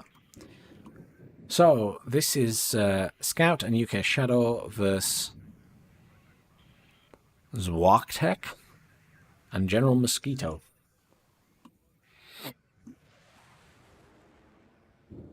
I'm going to speed this up because I'd like to get through it fairly quickly because I need to go out in a little bit. But I'd just like to see how this goes. So, my napalm, we both, and I don't know what ZW means. Hang on a minute. Scout and UK Shadow are both playing the 3rd Armoured Division here. Pretty sure one's supposed to play one and one's supposed to play the other. Whereas these guys are playing the correct... Technically that game has been set up incorrectly. That's a bit brutal. 2 armoured divisions on one team. But again, UK Shadow and Scout on the left in red, even though they're NATO, and Red 4 in blue on the right. I'm just going to slow this down to 2 times. So,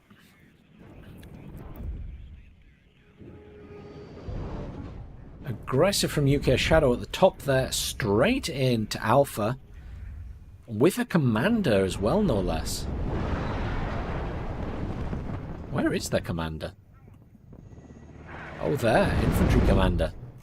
Very aggressive to get those extra points at the start. Here, just a defensive wall from both teams. Bit of artillery in already. That is a lot of Black Hawk rifles. A lot of rifles coming in to hold that point. A lot of mortar strelky on the other side as well. There is a Shilka there which will fire at some of these choppers. Should be reasonably effective against them. But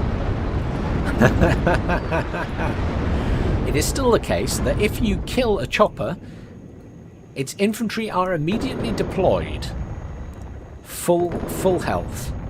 I thought they'd fixed that. That was obviously wishful thinking on my part.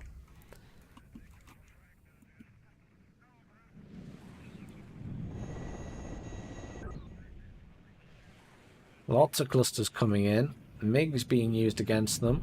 MiGs unfortunately not. Oh.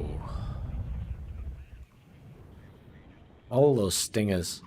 Very effective.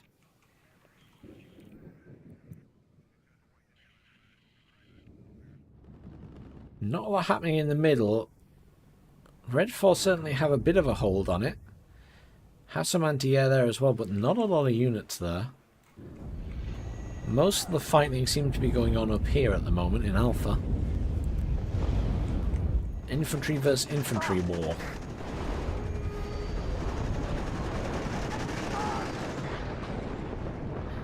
Those aero rifles were nasty. Automatically getting dropped full health. Loads of infantry coming in at the top there. Still sorties of cluster bombers coming in. Cluster's no good against infantry though. But at the moment, they're winning the game because of those extra points. I mean, that's 7 extra points. Down to 5 now. That has been neutralized.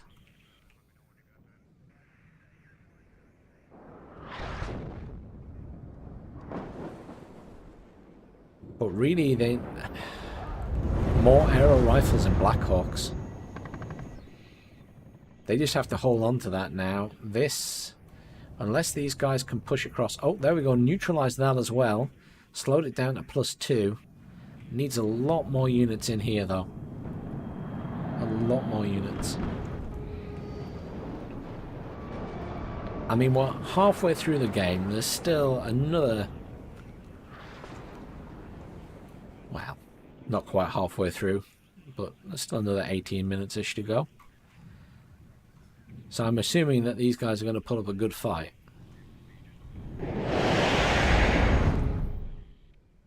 Now, interestingly, I don't actually... Let me just quickly Alt-Tab and check. ALB veterans. So ALB veterans are Zwakatek and General Mosquito. And I believe they win this game. Spoilers, I'm afraid. Let me just double check that. Sorry, I'm just having a quick look. Yeah, ALB. So this is quite interesting. Oh, wow. Very nice bombing run from a HE bomber there. General Mosquito doing a very good job of pushing back here. More aero rifles. That's really cheesy to me. Flying in the aero rifles just for the chopper to be destroyed so you can drop the aero rifles behind enemy lines. That's... I don't like that tactic. I'll have to mention that to Brotozoka, because that's basically using a game's exploit. That is, you know, that's not meant to happen. It's something they're having to fix in the game. I feel like that's using an exploit on purpose, so I'll have to mention that. I mean, obviously they've lost the game by the sounds of it, but I don't like that use of an exploit. It's not my tournament, but I'd be keeping an eye out for that. I'll mention it to Protozoka.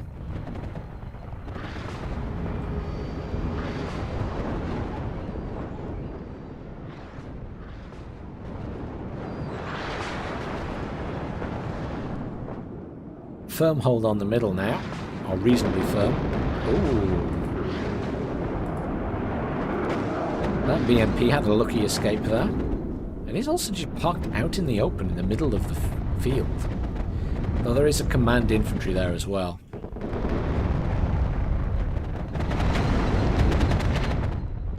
BMP-3 being very efficient. Artillery pieces being a lot of use there. I think now, you know, General Mosquito has a good hold on that. 2 enemy command infantry coming in. That's going to be an expensive loss. Very stagnant down here at the bottom end of the map. Very stagnated. I'm just going to speed this up a bit, as I notice that it is getting close to the time I need to pop out. And since we already know the outcome, I'm just curious what happens up here. I mean, they keep... He's neutralised it again.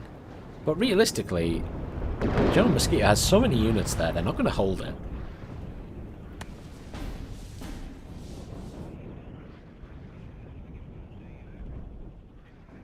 More aero rifles coming in, being flown straight over the top.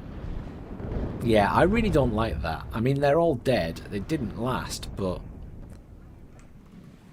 Yeah, I don't like that. I think it's been... Has it been used here as well to get those guys in that position? I'm a little bit concerned about that. I feel like it's exploiting.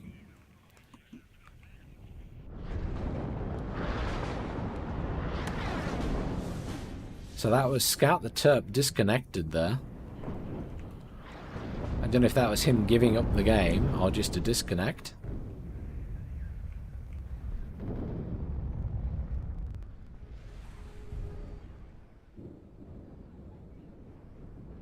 He's lost his command vehicle down here. I don't know to what.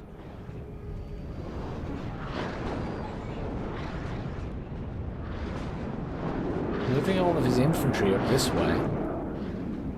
Is that like an attack move before he left the game? I'm a little bit confused. Let's recap that.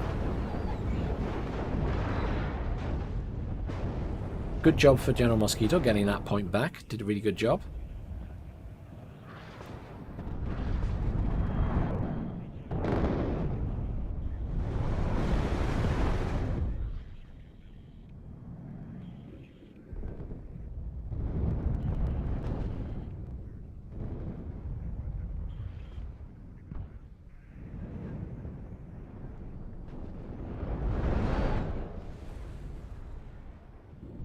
It's a good move, moving all these infantry up, but they are going to be up against Mostrelki and Sapri RPOs, so they're going to stop those units getting there.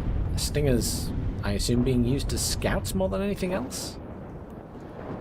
To draw out the BMP-2, so those could... Oh! That was lucky that that BMP-2 was moving. Or that would have been hit by all those clusters. Yeah, a deserved win for me for General Mosquito and Zoartek. Especially with the use of, well, I don't like that whole flying the arrow rifles over the enemy base and then getting them deployed potentially as they're full health. I don't like that. That screams exploit to me.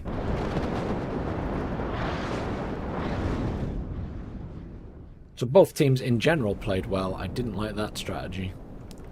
And I think these guys deserve to win. So congratulations to them. End of the replay. But it didn't take me out. Normally it takes me to the score screen. That's weird. Oh well. Fair enough. I'm going to call my stream there, guys. Thank you very much for joining in and watching the... You're very welcome. You played a good game and well done for getting that point back. I will. I don't know how you felt. You were the one who was against those arrow rifles. I don't know how you felt about it, but I'll mention it to Protozocker and the SDL guys because that just looked a bit. I didn't like that. I didn't like that. But you were the one against it. You cheese with the BMP3. The BMP3 is very good at the moment. Yeah, very much so. Very much so. But yeah, you played well. Well done. Let me... Now what I'm supposed to do... I'm supposed to go to my creator dashboard. And then I can do this raid thing. And I can raid another channel. So I can raid SD League with my tiny following on Twitch. I only have 2 viewers on Twitch. I'll raid with both of you. I tend to get more views on YouTube. But thank you very much everyone who's tuned in today. That will be the end of my stream. So I hope you all enjoy the rest of the games. Please do tune in to SD League on Twitch. If you're watching me on YouTube, they will be hosting the rest of the games. Thanks very much for watching, everyone.